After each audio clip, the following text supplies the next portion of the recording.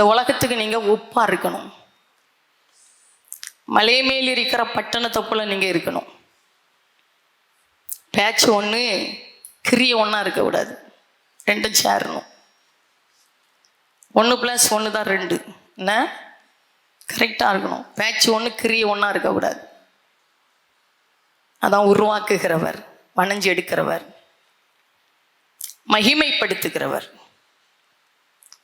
அவரை போல நல்ல தகப்பன் உலகத்தில் யாரும் இல்லை. புரியுதா?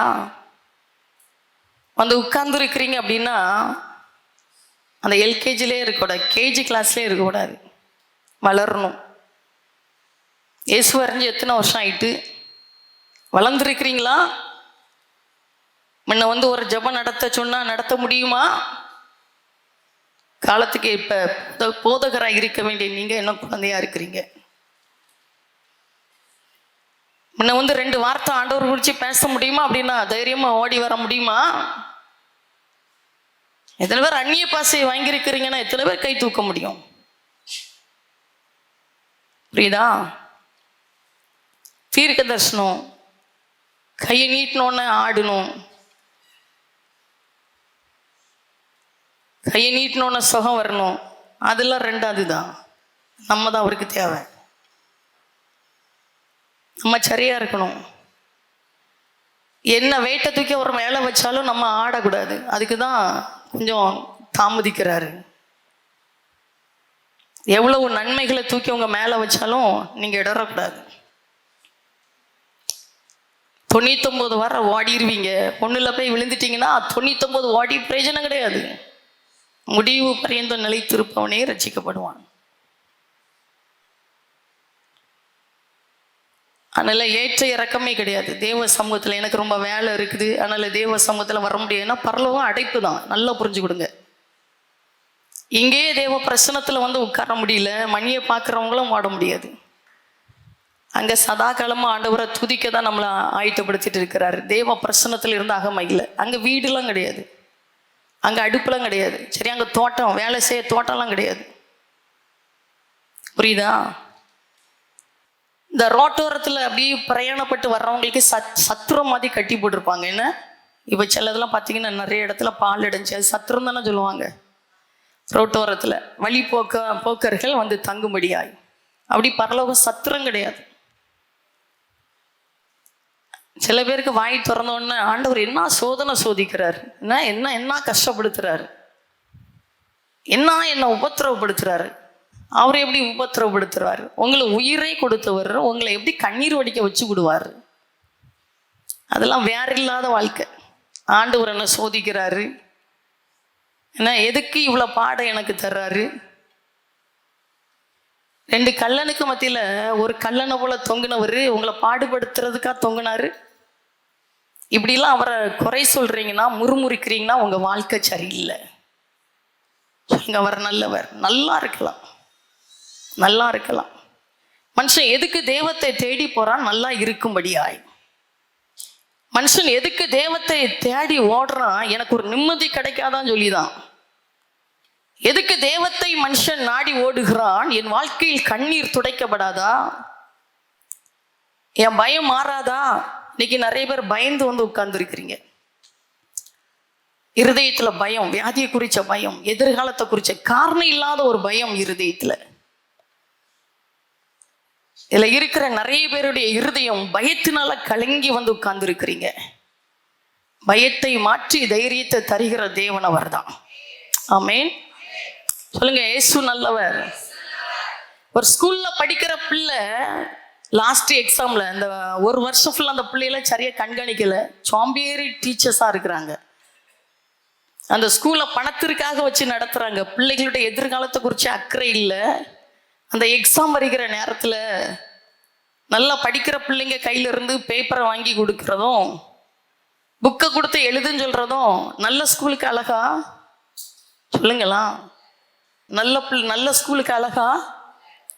படிக்கிற நேரத்தில் பிள்ளைங்க கஷ்டப்பட்டு நல்ல கடினமாக முயற்சி எடுத்து படித்து உண்மையாக நல்ல ஸ்டாண்டர்டாக வந்துட்டாங்கன்னா, அந்த பிள்ளை படித்து முடித்து ஒரு இடத்துல இன்டர்வியூக்கு போய் உட்காரும் போதும் கேட்குற கேள்விகளுக்கு பதில அழகாக சொல்லிடும். படிக்கிற நல்லா படிக்கிற பிள்ளைங்க, புரியுதா? இதே போலதான் சரியான விதத்துல நீங்க எழும்பிட்டீங்கன்னா எதுக்கும் பயப்படாண்டாம், எதுக்குமே கலங்காண்டாம். கர்த்தர் நல்லவர்.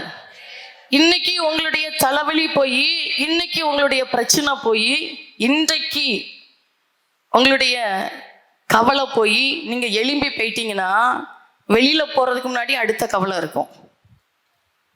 புரியுதா? ரோட்ல மறுபடியும் சொல்றேன், நம்ம ரோட்ல போற மாதிரி தான், கார் ஓட்டிட்டு பைக் ஓட்டிட்டு போற மாதிரி தான். வரோம், ஓவர் டேக் பண்ணி போறது தான் வெற்றியின் அடையாளம். இல்லை இங்க தலைவலி போயிடும், சரியா? தலைவலி போயிட்டு வெளியில போவீங்க, அங்க போனா கால் வலி வந்துடும். அடுத்த கால்வலிக்கு அடுத்த ஞாயிற்றுக்கிழமை காத்து தானே இருக்கணும், சரியா? அதுக்குள்ளதான் கால்வலி ஒரு பாடு படுத்துருமே. அப்படி இல்லை. ஏசு எப்பவுமே நமக்குள்ள இருந்தாருன்னா என்ன வழி வந்தாலும் வழியை பார்த்து பேசினா வழி ஓடிடும். சொல்லுங்க, அவர் நல்லவர், அவர் பெரியவர், சரியா? இந்த ஞாயிற்றுக்கிழமை வர்றீங்க, பாவத்தை அறிக்கையிட்டுட்டீங்க, யார் மேலேயோ கோபம் கசப்பு இருந்துச்சுன்னா மன்னிச்சிருங்கன்னு சொல்லிட்டீங்க. வெளியில போனோன்னு அடுத்த கோபம் வரும், வீட்டில் சண்டை போட்டுருவீங்க, பேசாம இருப்பீங்க. அடுத்த ஞாயிற்றுக்கிழமை இருந்தா இருதயம் வெடிச்சு போயிடும். குக்கர்ல ஏதாவது ரைஸ் வைக்கிறோம்னா அது கரெக்ட் நேரத்துல விசில் வெளியே வரணும், வரலன்னா போச்சு, கதை முடிஞ்சு போச்சு, வீடே ஒன்னெல்லாம் போயிடும். அதுக்குதான் தேவ பிரசனத்தை நீங்க நாடிட்டீங்கன்னா, தேவ பிரசனத்தை ருசிச்சிட்டீங்கன்னா, அறிஞ்சோ அறியாமலையோ யாரையோ கோபமா பேசிட்டீங்கன்னா அடுத்த நிமிஷத்துல அப்பா மன்னிச்சிருங்க, அவ்வளவுதான், அழிச்சிருவார். அழகான வாழ்க்கை. சொல்லுங்க, அழகான வாழ்க்கை, அழகான வாழ்க்கை. கர்த்தர் நல்லவர், கர்த்தர் பிரியவர். திருஷ்டாந்த சாட்சியா நின்று சொல்லி தருகிறேன், அவரை தேடுகிற பிள்ளைகள் பாக்கியத்தை பெற்றவர்கள். கர்த்தரை தங்களுக்கு தெய்வமாய் கொண்ட ஜாதியும் அவர் தமக்கு சுதந்திரமாய் தெரிந்து கொண்ட ஜனமும் பாக்கியம் உள்ளது. இதுல ஒரு எழுத்து கூட பொய் கிடையாது, சரியா? பைபிள்ல எழுதப்பட்ட ஒரு எழுத்து கூட பொய் இல்லை, அத்தனையும் அனுபவிக்கலாம். இதுக்கு பேர் என்ன தெரியுமா? பரிசுத்த வேதாகமம். இது நம்ம முகம் பார்க்கிற கண்ணாடிங்கிறது தெரியுமா? புரியுதா? இதான் முகம் பார்க்கிற கண்ணாடி. இதுக்கு முன்னாடி அனுதினமும், இதுக்கு முன்னாடி இந்த பரிசுத்த வேதாகமத்துக்கு முன்னால அனுதினமும் நிற்கிறதுக்கு நீங்க படிச்சிட்டீங்கன்னா வாழ்க்கை அழகா மாறும், அழகா மாறும். சில பேர் பாருங்க, ஃபர்ஸ்ட்ல இருந்து லாஸ்ட் வர அப்படி வாசிப்பாங்க, கேட்குற கேள்விக்கு டாம்டி பதில் சொல்லுவாங்க. கிரியில ஒன்றும் இருக்காது, வீட்டுக்குள்ள ஒரே சண்டை.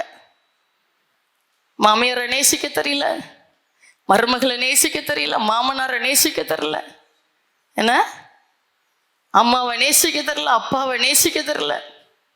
அவங்கள பார்த்து சொல்றேன், தாயோ தகப்பனோ பிள்ளைகளுக்காக வாழுங்க. பிள்ளைங்க வளர்ந்த பிறவும் உங்களுக்காக வாழ்ற தாய் தகப்பனை கைவிட்டுறாதுங்க. சொல்லுங்க, கர்த்தர் நல்லவர், கர்த்தர் பெரியவர். ஆமென். இந்த வசனத்தின்படி வாழணும், புரியுதா? கர்த்தர் ரொம்ப நல்லவர். ஒரு குறிப்பிட்ட வயசான பிறகு தாய் தகப்பன் தனக்காண்டி வாழக்கூடாது, பிள்ளைகளுக்காக வாழணும், அதான் வாழ்க்கை, சரியா? குறிப்பிட்ட வயசுக்கு பிறகு பிள்ளைங்க தாய் தகப்பனை பார்க்கணும், அதான் வாழ்க்கை. அழகானவர். சொல்லுங்க, வசனத்தின்படி அவ்வளவு பூட்டான வாழ்க்கை. சில பேர் பாருங்க, தன்னுடைய மாமனார் மாமியாரை தான் தாய் தகப்பனை நேசிக்க மாட்டாங்க, தான் பிள்ளைகிட்ட தான் எதிர்பார்ப்பாங்க. இது நப்பாசை தானே? ஆமாவா இல்லையா? நப்பாசை. என்ன விதைக்கிறத என்ன செய்வோம்? அறுப்போம். மனுஷன் எதை விதைக்கிறான்னு அதையே அறுப்பானா? சொல்லுங்க, இயேசு நல்லவர். ஆமை. இதெல்லாம் இது இல்லை அப்படின்னா என்ன ஜெபம் பண்ணியும் பிரயோஜனம் கிடையாது. இது வேணும், இது வேணும். இன்னைக்கு ஒரு ராஜாவை குறித்து தான் பார்க்க போறோம். அவர் எவ்வளவு முக்கியத்துவம் இதுக்கு கொடுத்தாரு. நான் பைபிள் ஸ்டடின்னு வச்சா ஆத்மா ஒன்றும் கிடையாது, அழகா வீட்டில் உட்கார்ந்து விடுறாங்க. நான் அன்னைக்கு யோசித்தேன், இவன் வாழ்க்கை என்ன ஓட்டையா இருக்குப்பா, அந்நிய பாஷை பேசி பிரயோஜனம் கிடையாது, சரியா? தீர்க்க தரிசனம், பிசாசும் தீர்க்க தரிசனம் சொல்லுவான், தெரியுமா? அன்னைக்கு ஒரு சாட்சி கேட்டுட்டு இருந்தேன். ஒரு ஊழியக்காரர் சொன்னாரு, ஒரு ஊழியக்காரருடைய மனைவிக்கு கொஞ்சம் சுகையில்லாண்டி ஜெபிக்க கூட்டிகிட்டு வந்தாங்களாம். இவர் நல்ல ஊழியம் செய்கிறவர். இவருடைய மனைவிக்கு தலையில் கை வச்ச உடனே உள்ளே இருக்கிற பேய் ஆட ஆரம்பிச்சிட்டான். இவருக்கு ரொம்ப ஷாக்காக இருக்குது. இவர் ஊழியக்காரருடைய மனைவி அல்லவா, எப்படி இவங்களுக்குள்ள இந்த பிசாசு? ஒன்று சொல்லட்டா, ஊழியம் செஞ்சாலும் போதாது, தீர்க்கதரிசனம் சொன்னாலும் போதாது, அந்நிய பாஷை பேசினாலும் போதாது, இங்கே சுத்தமாக இருக்காண்டி பார்த்துட்டே இருக்கணும். புரியுதா? சுத்தமாக இருக்காண்டி பார்த்துட்டே இருக்கணும். ஏசு நல்லவர்.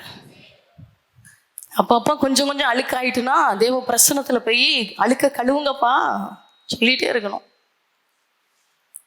இந்த வேதம் முக்கியமானது. நம்மெல்லாம் ஒரு சாதாரண விசுவாசி தான். ஆனால் ஒரு ராஜா, தேசத்தை அரசாண்டவர், அவர் இந்த வேதத்தை குறித்து என்ன சொல்கிறாரு பாருங்க. இந்த வேதத்தை நேசிக்கிற பிள்ளைங்க, வேதத்தின் மீது அவ்வளவு அன்பு காட்டுற பிள்ளைங்களுடைய வாழ்க்கைலாம் சாதாரண வாழ்க்கை இல்லை. இதை வாசிக்கணும். கர்த்தர் வசனத்தின் மூலமாக நம்ம கூட பேசுகிறார். முழங்களை போட்டு ஜெபிக்கணும். பிசாசை மேற்கொண்டு எழுமணும்னா இந்த வசனம் தான் நம்முடைய பட்டயம் இல்லாமல் பிசாசை ஜெயிக்க முடியாது. நான் வேதத்தில் தெளிவாக பார்த்தோம்னா 119வது சங்கீதம் 72வது வசனத்தில் அழகாக சொல்கிறாரு. 119வது சங்கீதம் 72வது வசனத்தில் சங்கீதக்காரனாகிய தாவீது ராஜா சொல்லுகிறார், அநேகமாயிரம் பொன் வெள்ளியை பார்க்கிலும் நீர் விளம்பின வேதமே எனக்கு நலம். புரியுதா? அநேகமாயிரம் பொன் வெள்ளியை பார்க்கிலும் நீர் விளம்பின வேதமே எனக்கு நலம். இதை நேசிக்கிறீங்களா? இதை வாசிக்கிறீங்களா? இதை தியானிக்கிறீங்களா? உங்க வாழ்க்கையை யாரும் அசைக்க முடியாது. இதை நல்லவர். ஆமென். விடுதலை அளிக்கிற ஊழியத்துக்கு நிறைய பேர் வருவாங்க. நமக்கு ஆண்டவர் பேரை தந்துட்டாரு. விடுதலையும் எழுப்புதல் தான்.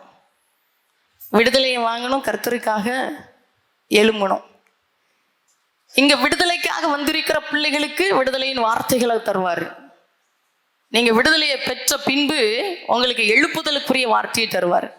இங்க 2 விதமான சத்தம் துணிச்சுட்டே இருக்கும். எழும்பிட்டீங்க, விடுதலையை பெற்றுட்டீங்க, பாவ கட்டிலிருந்து எழும்பிட்டீங்கன்னா நீங்க எழும்பக்கூடிய வார்த்தையை ஆவியானவர் பேசுகிறார். ஹல்லேலூயா. அநேகமாயிரம் பொன் வெள்ளியை பார்க்கிலும் நீர் விளம்பின வேதமே எனக்கு நலம். அநேகமாயிரம் பொன் வெள்ளியை பார்க்கிலும். கையில தரலாம் வச்சிருந்த ஒரு ராஜா தரலாம் வச்சிருந்தார். எல்லாருக்கும் இருந்துச்சு. அவர் அறிக்கையிடுகிறார், ஆண்டவரே, அநேகமாயிரம் பொன் வெள்ளியை பார்க்கிலும் நீர் விளம்பின வேதமே எனக்கு நலம். நான் எவ்வளவு ஆசீர்வாதம் உள்ள இருக்குது தெரியுமா? ஏன்னா அவர் சொல்றாரு, உம்முடைய வேதம் என் காலுக்கு தீபம், என் பாதைக்கு வெளிச்சம். புரியுதா? நீங்க சின்னவங்களா இருக்கலாம், சிறியவங்களா இருக்கலாம், அதெல்லாம் ஆண்டவருக்கு தேவையில்லை. அவருடைய வார்த்தையை கேட்டு அதன்படி நடக்க ஆரம்பிச்சிட்டிங்கன்னா இனி உலகத்துக்கு அடையாளமா மாற போறீங்க. பாருங்க, ஊழியத்தின் பாதையில ஒருவேளை நீங்க நினைக்கல, எல்லா ஆண்டவர் நல்லா நேர்த்தியா நடத்துறாரு, அதனால நல்லா சொல்லிட்டே இருக்கிறேன், என்ன பட்டாதானே தெரியும்னு நினைப்பீங்க. பட்டுறத அவங்க முன்னாடி சொல்ல மாட்டேன், ஜெயிக்கிறத தான் சொல்லுவேன். சரியா? தேவ பிள்ளைகளுடைய அழகு என்ன தெரியுமா? கோலை அல்ல, வீரர்களாய் நம்மளை வச்சிருக்கிறார். இதான் நல்லவர். நம்ம மற்றவங்க முன்னாடி தலை குனிகிறவர்கள் அல்ல, தலை நிமிர செய்கிறவர். ரொம்ப நல்லவர் தெரியுமா? அநேகமாயிரம் பொன் வெள்ளியை காட்டிலும். உங்க வாழ்க்கை ஏன் ஓட்டையா இருக்குது? ஏன் மற்றவங்க முன்னாடி தலை குனிஞ்சு இருக்கிறீங்க? எதுக்கு? வார்த்தை வசனத்தின்படி உங்க வாழ்க்கையில் ஆசீர்வாதம் இல்லை. உன் பிள்ளைகள் உன் பந்திய சுற்றிலும் ஒளிவு மர கண்டுகளை போல் இருப்பார்கள் என்று சொன்னாரு. ஏன் இல்லை? உன் பிள்ளைகள் எழும்பி உன்னை பாக்கியவதி பாக்கியவாண்டி சொல்வார்கள் என்று சொன்னாரு. ஏன் இல்லை? உன் பிள்ளைகளுடைய சமாதானம் பெரிதா இருக்க வேண்டி சொன்னார். ஏன் இல்லை? நீ அநேக ஜாதிகளுக்கு கடன் கொடுப்பாய், நீயோ கடன் வாங்குவதில்லை என்று சொன்னார். என் வாழ்க்கையில இல்ல. சிங்க குட்டிகள் தாழ்ச்சியடைந்த பட்டினியாய் இருந்தாலும் கர்த்தரை தேடுகிறவர்களுக்கு ஒரு நன்மை குறைபடாது என்று சொன்னார். ஏன் நன்மைகள் குறைபட்டு இருக்குது? இதுல இருந்து உங்களை விடுவிக்க தான் கொண்டு வந்திருக்கிறாரு. ஆமென். ஒரு சகோதரன் சொன்னாரு, 128வது சங்கீதத்துல 3வது வசனம். நான் பார்த்து கேட்டாரு, என்னை பார்த்து அழகா சொன்னாரு, அக்கா ஏற்கனவே ஜீன்ட்ட சொல்லியிருக்கிறாரு, மறுபடியும் ஏன்ட்ட பேசினாரு.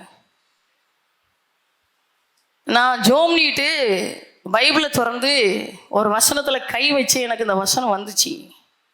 யாருக்கு ஒரே சந்தோஷம். உன் மனைவி உன் வீட்டு வரங்களில் கண்ணி தரும் திராட்சை கொடியை போல் இருப்பாள், உன் பிள்ளைகள் உன் பந்தய சுற்றிலும் ஒளிவு மர கண்டுகளை போல் இருப்பார்கள். ஆனா அவர்கிட்ட இல்லை, மனைவியும் இல்லை, பிள்ளை இல்லை, எல்லாம் போயிட்டு. புரியுதா? நான் சொன்னேன், அண்ணே ஆண்டவரை தேடி வாங்க, வந்தாதான் மனைவியும் பிள்ளைங்களும் உங்களை சுற்றி இருப்பாங்க. அவர் என்ன திரும்ப சொன்னார், ஞாயிற்றுக்கிழமை தான் வேலை நிறைய இருக்குது. பாவி, என்ன சம்பாத்தியம் பண்ணாலும் மனைவியினுடைய சந்தோஷம் கிடைக்கலன்னா, பிள்ளைகளுடைய சந்தோஷம் கிடைக்கலன்னா சம்பாத்தியம் பண்ணி எதுக்கு? ஏன் சம்பாத்தியம்? அவங்க வீடு நரகத்தை போல இருக்குதுன்னா ஏன் சம்பாதிக்கணும்? உங்க வீட்டுக்குள்ள ஒரு ஆசீர்வாதம் இல்ல, ஏன் சம்பாதிக்கணும்? வீட்டுக்குள்ள போனா ஒருத்தருக்கு ஒருத்தர் முகத்தை பார்த்து பேச மனம் இல்ல, ஏன் சம்பாதித்து பிரயோஜனம்? வாழ வைக்கிற தேவன், சொல்லுங்க, வாழ வைக்கிறவர். ஹல்லேலூயா. ஆமே. இந்த வேதத்துல அவ்வளவு பாக்கியத்தை வச்சிருக்கிறாரு. இதை நேசிக்கிறீங்களா? இதை உட்கார்ந்து வாசிக்கிறீங்களா? அவ்வளவு ஆசீர்வாதம் இருக்கு. இந்த உலகத்தால தரக்கூடாத ஆசீர்வாதத்தை இதுல வச்சிருக்கிறாரு.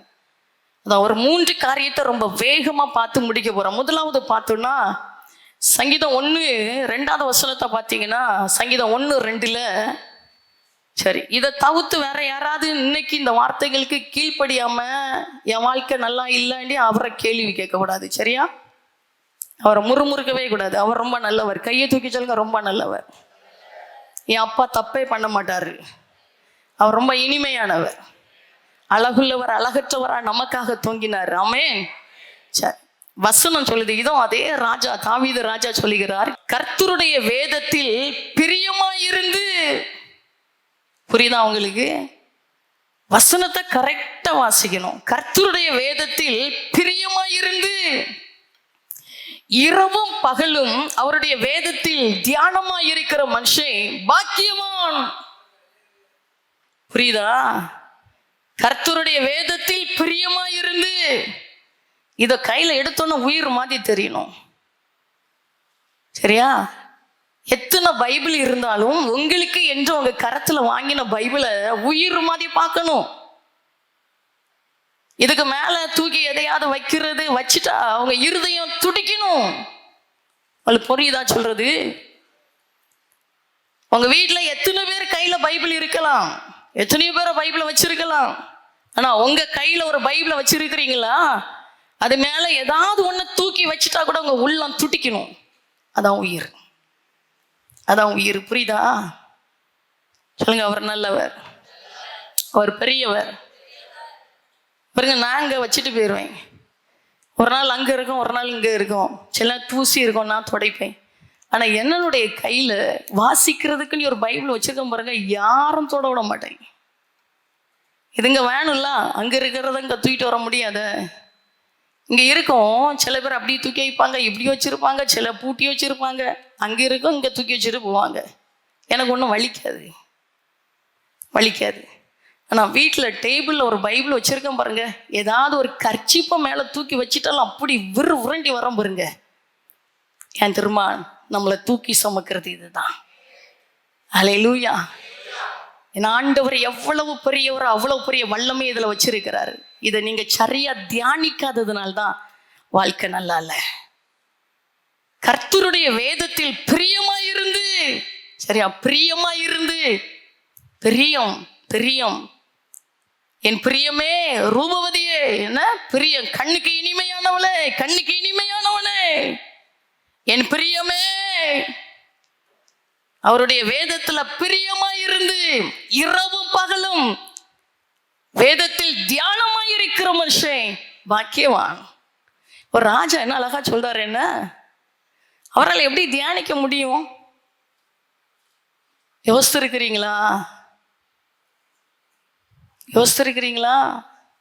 சொல்றார், கர்த்தருடைய வேதத்தில் பிரியமாயிருந்து, சரி, இரவும் பகலும் அவருடைய வேதத்தில் தியானமாயிருக்கிற மனுஷன் பாக்கியவான். கெட்டு போறவங்க விட்டு கொடுக்க மாட்டாங்க, விட்டு கொடுக்கிறவங்க கெட்டு போக மாட்டாங்க. தெரியுமா? கெட்டு போறவங்க விட்டு கொடுக்க மாட்டாங்க, விட்டு கொடுக்கிறவங்க கெட்டு போக மாட்டாங்க. இந்த இடத்துல சாதிக்கணும்னு விரும்புறவங்க சத்தத்தை நல்லா கேட்டுட்டே இருப்பாங்க.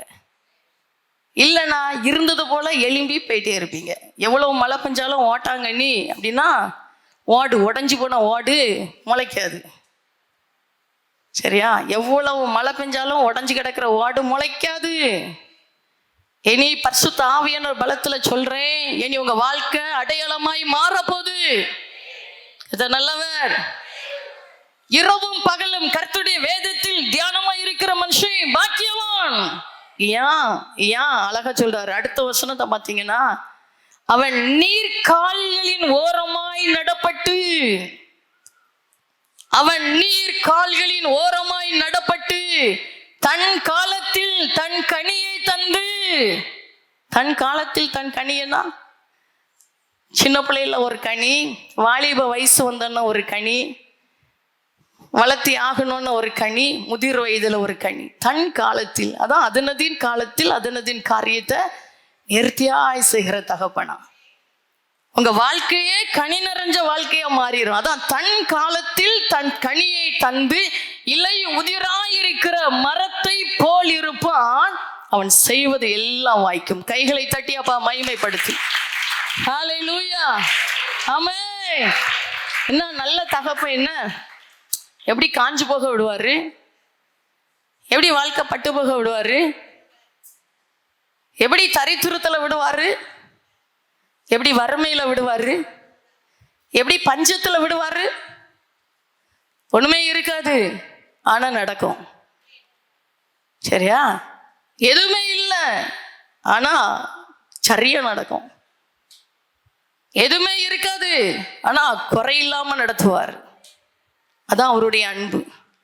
அழகா சொல்லுகின்றார், அவன் நீர்கால்களின் ஓரமாய் நடப்பட்டு தன் காலத்தில் தன் கனியை தந்து இலை உதிராயிருக்கிற மரத்தை போல் இருப்பான், அவன் செய்வது எல்லாம் வாய்க்கும். இதுக்கு மிஞ்சி ஆசீர்வாதம் உண்டா? இந்த ஆசீர்வாதத்தை குறுக்கு வழியில பெற முடியுமா? பெற முடியாது. ஏன்னா 1வது வார்த்தையில சொல்லிட்டாரு, நீ இப்படி இருந்தீன்னா இந்த ஆசீர்வாதம். 1வது வசனம், நம்முடைய ஆண்டவர் எப்படிப்பட்டவர்னா ஒரு கட்டளையை தந்து ஆசீர்வதிக்கிறவர். நீ இப்படி இருந்தா உன் வாழ்க்கை ஆசீர்வாதம். சரியா?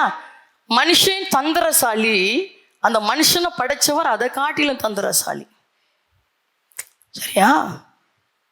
உங்க வார்த்தையில மனுஷங்களை மயக்கிடலாம், தந்திரமான வார்த்தைகளினால மயக்கிடலாம்னா அப்பாவை தந்திர வார்த்தையினால மயக்க முடியாது. அவர் முன்னாடி நீங்க பேசவே வேண்டாம். அதனாலதான் சொன்னாரு, உன் வாயில வார்த்தை பிறப்பதற்கு முன்பாகவே அது எல்லாத்தையும் அறிஞ்சிட்டேன்னு சொல்றாரு. எவ்வளவு ஞானி, என்ன எவ்வளவு பயங்கரமான ஆள். என்ன உன் வாயில வார்த்தை பிறக்காண்டாம், அந்த வார்த்தை பிறக்கிறதுக்கு முன்பாகவே நான் அதை அறிஞ்சிட்டேன். இன்னொரு வார்த்தை சொல்லுவார் பாருங்க, தாயின் கற்பத்துல அந்த கரு உருவாகிறதுக்கு முன்னே, அதுல எலும்பு நரம்பு சதெல்லாம் உருவாகிறதுக்கு முன்னே தெரிஞ்சுக்கிட்டேன்னு சொல்றாரு. எவ்வளோ உண்மை இல்லை வேற. பயம் இருக்கா அவரை குறிச்சு? நடுக்க இருக்குதா? ஆமென். ₹1 ஏமாத்துறது கூட பயமா இருக்குது. என்ன ₹1 வஞ்சிக்கிறது கூட பயமா இருக்குது. என்ன ஏன்னா அவர் நீதி உள்ள நியாயாதிபதி. உங்க வாழ்க்கையை வச்சு நீ ஆசீர்வாதம். முன்னாடி சொல்றேன், ஊழியத்தெல்லாம் பார்க்குறீங்க, 2 நாளைக்கு முன்னாடி கூட நைட்டு ஆராதனை முடிஞ்சோன்னு ஒரு சகோதரன் கேட்டாங்க, இந்த டெய்லி சாப்பாடெலாம் கொடுக்குறீங்களா? நிறைய நேரம் பார்த்துருக்குறேன், ரொம்ப செலவாகல, எப்படி இந்த செலவெல்லாம் சமாளிச்சுட்டு வர்றீங்க? எனக்கு கொஞ்சம் சிரிப்பாக இருந்துச்சு. சரியா, மறுபடியும் சொல்கிறேன், அவர் பேசுனதை. இந்த டெய்லி சாப்பாடெல்லாம் அங்கே கொண்டு வராங்க, நான் நிறைய நாள் பார்த்துருக்குறேன். இல்லை, டெய்லி சாப்பாடுலாம் இவ்வளோ பேருக்கு கொடுக்கணும்னா நிறைய செலவாகும், இது எப்படி சமாளிச்சுட்டு இருக்கிறீங்க? சரியா, அது யோசனைக்கு அப்பாற்பட்டது,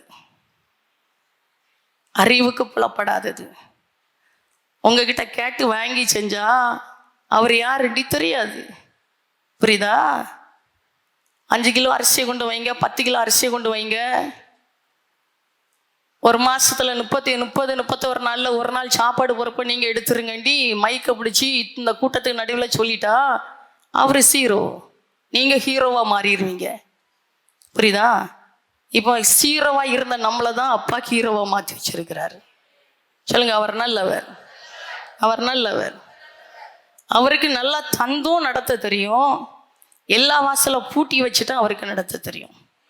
இன்னைக்கெல்லாம் பார்த்தீங்கன்னா ஊழியத்தில் எல்லாம் ஸ்டாப் பண்ணி வச்சிருக்கிறாரு, எல்லாம் ஸ்டாப். புரியுதா? காணிக்க வரத்து எல்லாமே ஸ்டாப். காணிக்க வந்தால் தானே ஊழியத்தை செய்ய முடியும், எல்லாம் ஸ்டாப். ஆனால் ஒரு ஊழியம் தடைப்படலை, கடன் வாங்கலை. எப்படி நடக்குது இது? எப்படி நடக்குது? அவர் பெரியவர், அவர் பெரியவர். எதுவுமே கேட்டுட்டு இருக்கிறீங்க?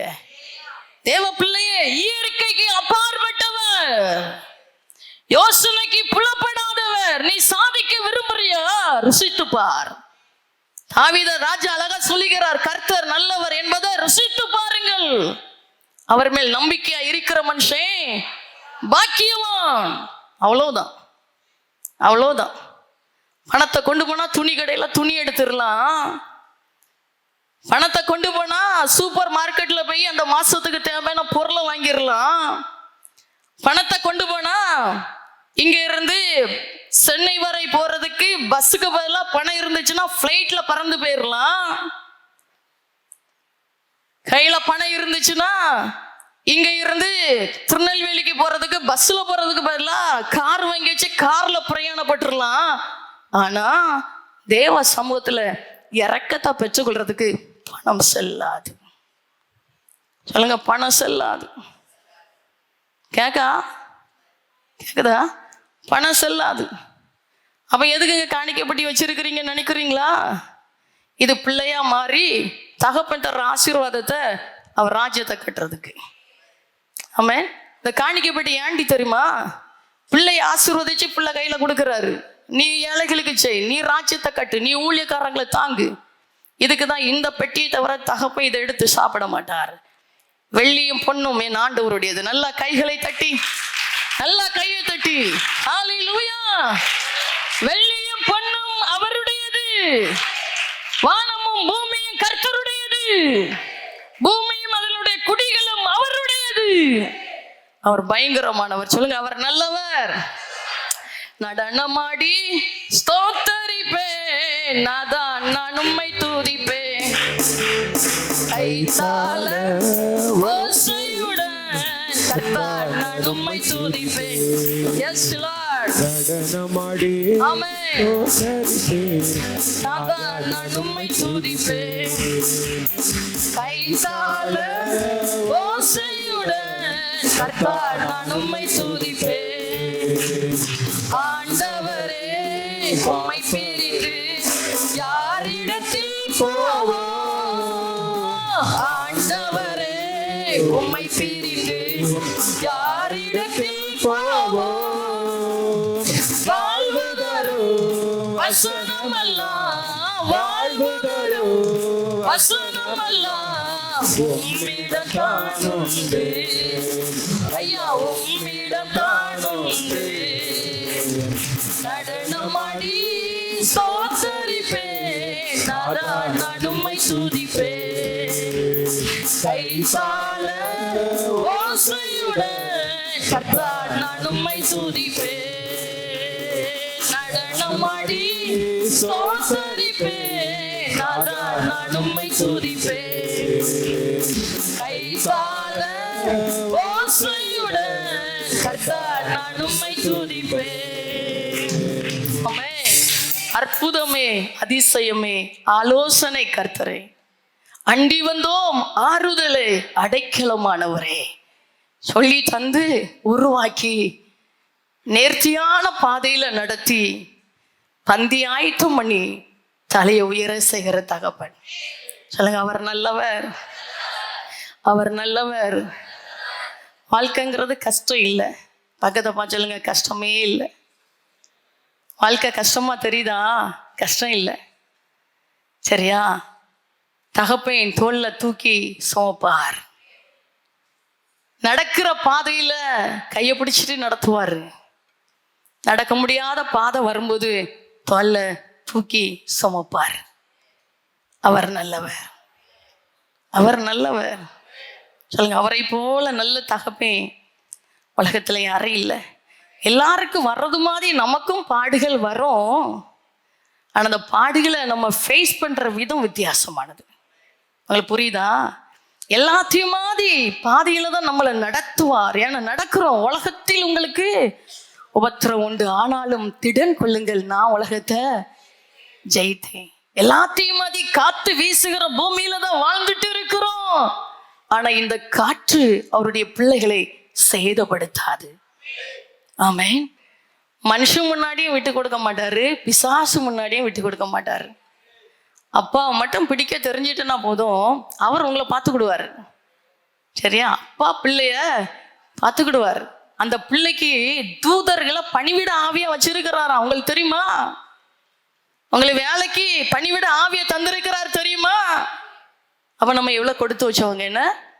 அதனாலதான் வேதம் சொல்லுகிறது, இவ்வளவு பெரிய சீரை பெற்ற ஜனம் பாக்கியம் உள்ளது. பணம் இருக்கும், பங்களா வீடு இருக்கும், சொகுசு காரு இருக்கும். அப்பா உள்ள இல்லைன்னா மந்திரவாதி செய்யற மந்திரத்துல வீடு தவிடுபடியா மாறிடும். ஆனா நமக்கு சொகுசு வீடு இருக்காது, பங்களா கார் இருக்காது, சும்மா தான் வாழ்ந்துட்டு இருப்போம். மந்திரவாதி செய்ய மந்திரத்துல மந்திரவாதி தலை நொறுங்கிரும். கையை தட்டி அப்பா மகிமைப்படுத்துங்க. எல்லா கைகளை தட்டி ஹல்லேலூயா.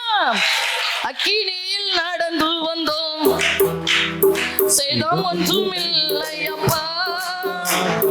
தண்ணீரை கடந்து வந்தோம், அங்க மூழ்கி போகவில்லை அப்பா. அக்கினியில் நடந்து வந்தோம், சேதம் ஒன்றும் இல்லை அப்பா. தண்ணீரை கடந்து வந்தோம், அங்க மூழ்கி போகவில்லை அப்பா. உங்க கிருபை எங்களை விட்டு இமை பொழுதும் விலகலப்பா. உங்க கிருபை எங்களை விட்டு இமை பொழுதும் விலகலப்பா. ஆமென். எவ்வளவு நல்லவர். என்ன எனக்கு ஒன்று ஞாபகம் வருது. அப்படி இந்த பாட்டு பாடச்சுல 2021 2வது அலை கொரோனா பயங்கரமான தாக்குதல். வீட்டை விட்டு வெளியில வர பையன்னா முதல் அலையை காட்டில 2வது அலையில் அவ்வளவுக்குள்ள மரண அலைகள். தாயார் கொரோனால பாதிக்கப்பட்டாங்க. அவங்க இந்த கொரோனால பாதிக்கப்பட்ட போட்டோலாம் பார்த்தீங்கன்னா யாரோ நினைப்பீங்க, இந்த ரோட்டோரத்தில் உள்ள ஆள் மாதிரி தான் இருந்திருப்பாங்க. சடை பிடிச்சி போச்சு, ஆக்சிஜன் லெவல் கீழே இறங்கிட்டு கோமால ஆயிட்டாங்க. எதுவும் புரியாது, யாரு என்ன பகலா ராத்திரியா ஒன்றும் தெரியாது. ரொம்ப கீழே வருது, ஆக்சிஜன் லெவல் கீழே இறங்கிட்டே இருக்குது. நாங்கள் சகோதரன்ட்ட சொன்னேன், எப்படியாவது ஹாஸ்பிட்டல் கூட்டிகிட்டு போயிடும். ஏன்னா அவ்வளோ தத்திரக்கட்ட கொரோனா. புரியுதா? அவன் சுபாசம் வந்துட்டு அவனுக்கு கொரோனா வந்து அப்போ தான் எலும்புனான். பிரச்சனை கிடையாது. என்ன கொரோனா வந்து தப்பிச்சிட்டான். அவனை தனி ரூமில் அடைச்சி போட்டிருந்தாங்க. அவன் நல்லா சுருண்டான் கொரோனால, மறுபிழைப்பு. அவங்கள ஹாஸ்பிட்டல் கூட்டிகிட்டு போகணுமே. சகோதரன் இவங்கெல்லாம் வந்து பாதிக்கப்பட்டு எழும்பிட்டாங்க. அவங்கள தூக்கிட்டு போகணும், கைத்தாங்களை தான் கொண்டு போகணும். ஏன்னா ஒன்றும் கிடையாது, மாட்டினது ஜீன் தான். திருநெல்வேலியில் கொண்டு இறக்காச்சு. நாங்கள் ஒரு காரில், என்னுடைய சகோதரன் ஒரு காரு, காவல்கிணறில் வந்து சகோதரன் வந்த காரை அவன் ஓட்டினான். ஏன்னா அவங்கெல்லாம் ஒரு கூட்டாளிகள். நானும் ஜீனும் தனியாக போய்ட்டுருக்குறோம். இது ஒரு கூட்டாளி. அங்கே போய் இறங்குனா பிடிச்சு தான் ஆகணும், கொண்டு போய் தான் ஆகணும். ஜீன் தைரியமாக இறங்கியாச்சு. பார்த்திங்கன்னா சின்ன பிள்ளை வீட்டில் கை தாங்கலை உள்ள ஹாஸ்பிட்டலில் கொண்டு போய் எல்லாம் முடிச்சுட்டு கை தாங்கலை பிடிச்சி நல்லா ஜீன் தண்ணியில் முங்கி நனைஞ்ச மாதிரி நனைஞ்சாச்சு. தப்ப முடியுமா? நீங்கள் தான் பேசணும். நம்ம என்ன தேவ சமூகத்தில் என்ன பேசுகிறேன்? தப்ப முடியுமா? ஆக்சிஜன் லெவல் கீழே மாற வருது, புரியுதா? தலையெல்லாம் சடை விழுந்து போச்சு. கொரோனா பிழைக்க கஷ்டங்கிற சூழ்நிலை. கடைசி வரைக்க காட்டிடலாமே ஒரு எண்ணம் என்னன்னா, இந்த கொரோனாவில் சாக விட மாட்டேன்ப்பா. எப்படின்னா ஒருத்தரும் வர முடியாது, அனாதமாய் தான் அடக்கம் பண்ணணும். சரியா? ஜீன் அவங்கள பிடிச்சி கொண்டு போய் அவங்க கூட நின்று எல்லாம் தண்ணியில் முங்கின மாதிரி முங்கி எழும்பி வந்தாச்சு. வந்தால் இதே வீட்டுக்குள்ளே தான் மறுபடியும் உள்ளே வரணும். எப்படி தப்ப முடியுமா? ஆனால் தப்ப வச்சார். கொரோனா தொட்டு பார்க்கல. கைத்தடி பாடலாமா? அக்கினியில் நடந்து வந்தோம், செய்தோம் ஒன்றும் இல்லையப்பா, தண்ணீரை கடந்து வந்தோம். நல்லா கையை தட்டி இல்லையப்பா, அக்கினியில் நடந்து வந்தோம், ஆனால் செய்தோம் ஒன்றும் இல்லையப்பா, தண்ணீரை கடந்து வந்தோம், போகவில்லையப்பா, உங்க கிருபை எங்களை விட்டு இமை பொழுதும் விலகலப்பா, உங்க கிருபை எங்களை விட்டு இமை பொழுதும் விலகலப்பா. இதை விட மேல் கதை சில ஊழியக்காரங்க யூடியூப்ல போடுறாங்க. ஊழியக்காரங்களை டிஸ்டர்ப் பண்ணாதுங்க. சரியா? ஊழியக்காரங்க இருக்கட்டும், கொஞ்ச நாள் உலகத்துலேருந்து ஊழியத்தை செய்யட்டும் வேண்டி. ஆனால் ஃபோன் பண்ணுவாங்க, வரலாமா, கொரோனாவில் பாதிக்கப்பட்டிருக்கிறோம். அந்த கொரோனால இல்லை, சரியா? தெரியும் தாக்கப்பட்டிருக்காங்கண்டி தெரியும். இங்கே வந்தப்புறம் அப்படி தான் கேட்பாங்க, ஜெபம் பண்ண வரலாமா, வராதுங்கண்டியா சொல்ல முடியும். இப்போ கொரோனானால வீட்டில் இருங்கண்டியா சொல்ல முடியும். கொரோனாவில் பாதிக்கப்பட்டவங்களுக்கும் தலையில் கை வச்சு ஜோம்னு இருக்குது. ஆனால் பாதுகாத்து உங்களுக்காக இன்னைக்கும் வச்சிருக்கிறவர் தான். சொல்லுங்க, கர்த்தர் நல்லவர். பலவித சோதனையில் உடமிடப்பட்டோமையா, பொன்னாக மாற்றி விட்டீர், புது இருதயம் தந்து விட்டீர். பலவித சோதனையில் நல்ல கையை கட்டி உடமிடப்பட்டோமையா, மாற்றி விட்டீர், புது இருதயம் தந்து விட்டீர். எங்கள் தலையை எண்ணெயினால் அபிஷேகம் செய்து விட்டீர், எங்கள் தலையை எண்ணெயினால் அபிஷேகம் செய்து விட்டீர். எங்கள் தேவன் நீர், எங்கள் ராஜா நீர், அவள் போற்றிடும் மலை நீர், ராஜா நீர், அங்கள் போற்றிடும் மலை நீர், எங்கள் தேவன் நீர், எங்கள் ராஜா நீர், அங்கள் போற்றிடும் எங்கள் கண்மலை நீர், எங்கள் தேவன். சொல்லுங்க, அவர் நல்லவர். ஆண்டவருடைய வேதத்துல இரவும் பகலும் தியானமா இருந்து அதை பிரியமாய் வாசிக்க ஆரம்பிச்சிட்டீங்கன்னா, நீர்கால்கள் ஓரமாய் நடப்பட்டு தன் காலத்தில் தன் கனியை தந்து இலையுதிராயிருக்கிற மரத்தை போல வச்சிருவாரு. செய்வது எல்லாம் வாய்க்கும். சொல்லுங்க, செய்வது எல்லாம் வாய்க்கும். ரொம்ப நல்லவர். சொல்லுங்க, ரொம்ப நல்லவர். கோழைகளாம் விட மாட்டாரு, வீர நடப்பட்டு பேச வைப்பார். ஆமென். சொல்லுங்க, நம்ம வார்த்தையில வல்லமை வேணும். சரியா? நம்ம யாரு? யூத ராஜசிங்கத்தின் பிள்ளைகள். தாவீத ஆடு மேய்ச்சிட்டு இருந்த ஒரு மனுஷனை ராஜாவை வச்சு அவ்வளவு பெரிய மகிமையை கொடுத்தார். இன்னொரு வசனத்தை பாருங்க, 119 சங்கீதம் 97. இதன்படி நீங்க இல்லைன்னா நீங்களாம் கோழைகள் தான். சரியா? 119:97 சொல்றார், உமது வேதத்தில் நான் எவ்வளவு பிரியமா இருக்கிறேன். சும்மையா ஆசீர்வாதம், சும்மையா ஆசீர்வாதம். அழகானவர். இந்த பணம் கையில் இருக்கிறவங்கள பிடிக்க முடியாது. ஏதோ 2 கொம்பு மாதிரி. மற்றவங்களுக்கெல்லாம் கொம்பு இல்லை, அவங்களுக்கு கொம்பு இருக்கிற மாதிரி. பணம் இருக்கிறவங்களெல்லாம் பிடிக்க முடியாது. அந்த கௌரவமே தனி, அந்த நடையே தனி. ஒரு சின்ன வியாதி வந்தால் தாங்கி விட முடியுமா? என்ன நான் பார்ப்பேன், உங்களுக்குள்ள ஏசு இருக்கிறாரான்னு தான் பார்ப்பேன். உள்ள இருந்தாருன்னா ஒன்றும் இல்லாமல் லாசர் மாதிரி தெருவில் கடந்தாலும் நம்ம தான் கணத்துக்குரியவர்கள். கையை தட்டி அப்பா மகிமைப்படுத்தி, நல்லா கையை தட்டி அல்லேலூயா ஆமென். ராஜா சொல்றாரு பாருங்க, உம்மது வேதத்தில் நான் எவ்வளவு பிரியமா இருக்கிறேன், நாள் முழுவதும் அதை என் தியானம். ஒரு ராஜாவால முடியுமா இது? அக்கா, என் வீட்டுல கணவன் மனைவிக்குள்ள ஒரே சண்டை, இப்படி இருக்கிறீங்களா? என் பிள்ளைக்கும் தாய்க்கும் கீரிய பாம்பு மாதிரி ஏன் சண்டை இருக்கிறீங்களா? அப்படி எதுக்கு வீட்டுக்குள்ள வறுமை, என் வீண் செலவு,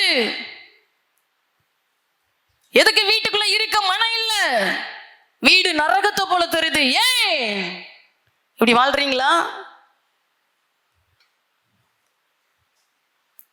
உங்க பக்கத்து வீட்டுக்கும் நீங்க எப்படி வாழுங்கண்டி ஆண்டவர் எழுதி வைக்கல. உமது வேதத்தில் நான் எவ்வளவு பிரியமா இருக்கிறேன், நாள் முழுவதும் அது என் தியானம். ஒரு தேசத்தை அரசாண்ட ராஜா சொல்லுகிறார், ஏமா சும்மாவா தாவீதின் வம்சத்துல உலகத்தை மீட்டெடுக்கிற ரட்சகரா வந்தாரு. ஏன் உங்க சந்ததிய உலகத்தை அசைக்கிற பாத்திரமா எடுக்க மாட்டாரா?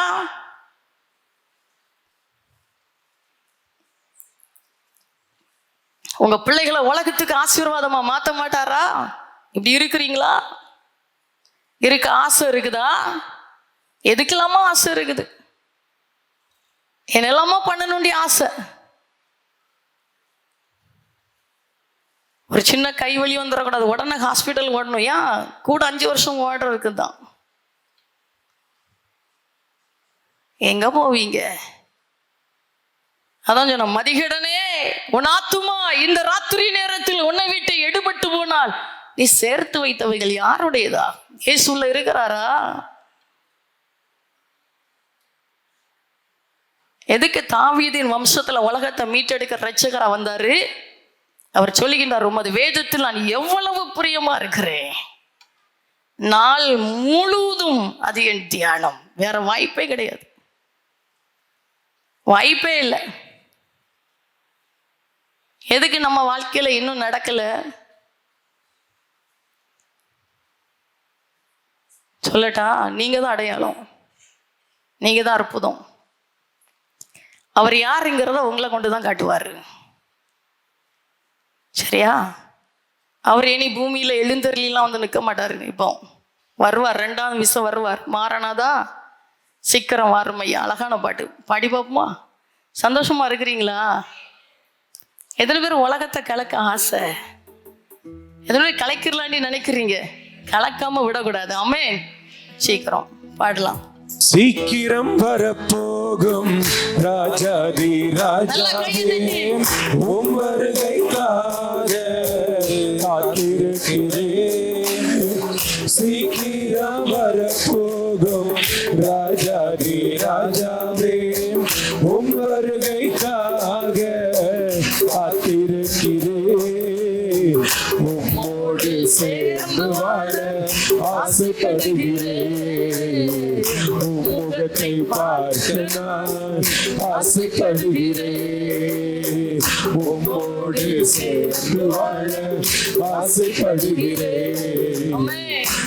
முகத்தை பார்க்க நான் ஆசைப்படுகிறேன். மாறனாதா சீக்கிரம் வாரும், மாறனாதா சீக்கிரம் வாரும், மாறனாதா சீக்கிரம் வாரும், மாறனாதா சீக்கிரம் வாரும், மாறனாதா சீக்கிரம் வாரும், மாரநாதா சீக்கிரம் வாரும். சீக்கிரமா தான் எங்க போறீங்கன்னு கேளுங்க. ஒரு இடி முழக்கம் வந்துட்டுனாலே போச்சு கதை. என்ன இந்த மாதம் இடி போடுற மாதம் இன்னும் வரல.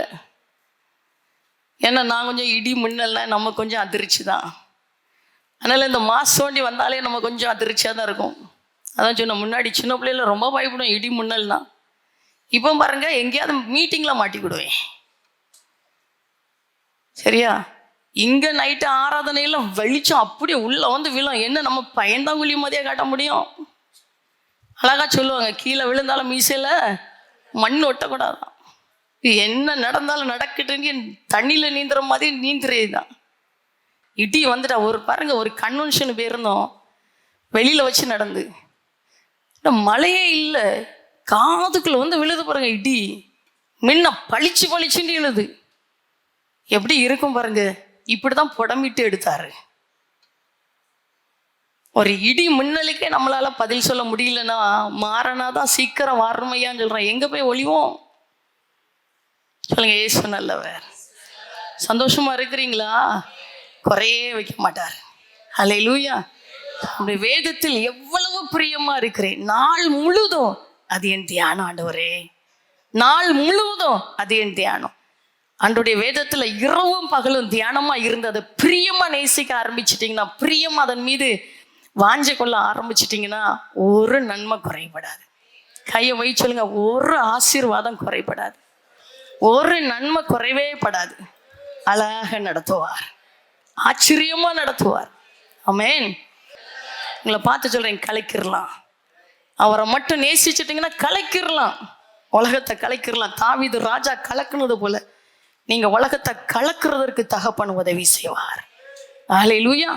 ரெண்டாவது பார்த்தீங்கன்னா 119வது சங்கீதம் 165வது வசனத்துல, 119வது சங்கீதம் 165ல் அதே தாவீது ராஜா அழகா சொல்கிறார், உம்முடைய வேதத்தை நேசிக்கிறவர்களுக்கு மிகுந்த சமாதானம் உண்டு, அவர்களுக்கு இடறல் இல்லை. கைகளை தட்டி, எல்லா கைகளை தட்டி ஹல்லேலூயா.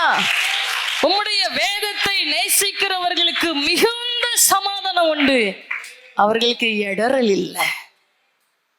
சமாதானம் பெருசு தெரியுமா? சமாதானம் பெருசு, ரொம்ப பெருசு. மனுஷன் தனிமையா இருப்பது நல்லதில்லண்டி ஒரு துணையை கொடுக்கிறாரு. அவங்க மூலமா ஒரு பரிசுத்தமுள்ள சந்ததிகளை பூமியில எழுப்புறாரு. எதுக்கு வீடு, எதுக்கு வேலை, எதுக்கு சம்பாத்தியம்? சந்தோஷமா சமாதானமா வாழும்படியாகத்தான். ஆனா அன்பு தேவ பிள்ளைகளே, நமக்கு ஆண்டவர் தந்த வீட்டுக்குள்ள நாம் சம்பாதிக்கிற, ஆண்டவர் சம்பாதிக்க தந்த வாசல்ல வருகின்ற ஆசீர்வாதம் நம்ம வாழ்க்கையில சமாதானத்தை தரணும்னா இதை செய்யணும். உங்களுடைய வேதத்தை நேசிக்கிறவர்களுக்கு மிகுந்த சமாதானம் உண்டு, அவர்களுக்கு இடறல் இல்லை. இது கலப்படமற்ற ஆசீர்வாதம். இது சுத்த பொண்ணு 916 தான். என்ன 916 எப்பவும் கடையில் கொடுத்து பாருங்க, எப்பவும் அதே பணம் கிடைக்கும். சரியா? நம்ம வாழ்க்கையை 916 சுத்த பொண்ணாக மாற்றுகிற தகப்பனவர். எதுவுமே சந்தோஷமா இருக்கிறீங்க? எதுவுமே கலக்க ஆசை ஒன்றும் இல்லை, கஷ்டமே இல்லை, ஈஸியா சொல்லி தராரு. வேதத்தை நேசிக்கிறவர்களுக்கு மிகுந்த சமாதானம் உண்டு, அவர்களுக்கு இடறலே இல்லை, இடறலே இல்லை. சரியா? நம்ம போய் மோத முடியாது. வாசல் திறக்கட்டும் திறக்கட்டும் நம்ம மோதுனா தலை தான் போயிடும். ஆனால் அப்பா இப்படி திறந்து தந்துட்டாருன்னா ஒரு பிரவேசிச்சிடலாம். வழியை துறக்கிற தகப்பன் கைவிடவே மாட்டார். எப்படி கைவிடுவாரு? எப்படி மறப்பாரு? எப்படி விடுவாரு? விடமாட்டாரு. அவருடைய வேதத்தை நேசிக்கிறவர்களுக்கு மிகுந்த சமாதானம் உண்டு, அவர்களுக்கு இடர் இல்லை. யார் நேசிக்க முடியும்? அவரை நேசிக்கிற பிள்ளைங்க தான். அவர் மீது யார் உண்மையான அன்பு வச்சிருக்கிறாங்களோ அந்த தேவப்புல தான் வேதத்தை நேசிக்க முடியும். நேசங்கிறது சாதாரணமானது கிடையாது, தெரியுமா? நேசம்னா சாதாரணமானது இல்ல, சாதா வார்த்தையில சொல்லுகிறது இல்ல. நேசம் உன்னத பாட்டுல தெளிவா பார்க்கிறோம். ஒரு வசனத்தை முன்னாடி நிறுத்துறேன்.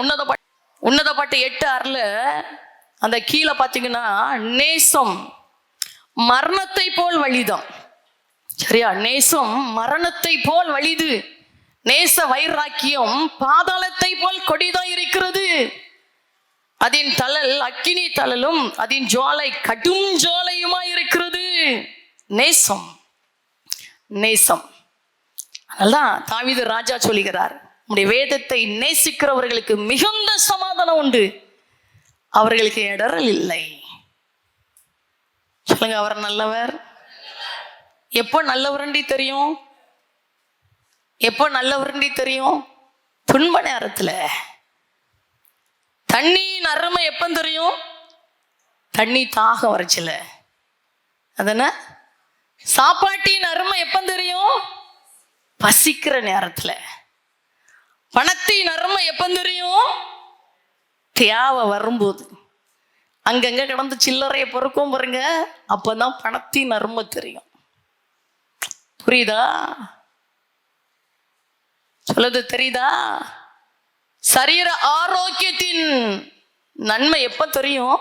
பலவீனப்பட்டு கிடக்கச்சில. காலுக்கு அருமை எப்ப தெரியும்? ஒரு கால் இழுத்துட்டு போச்சுல.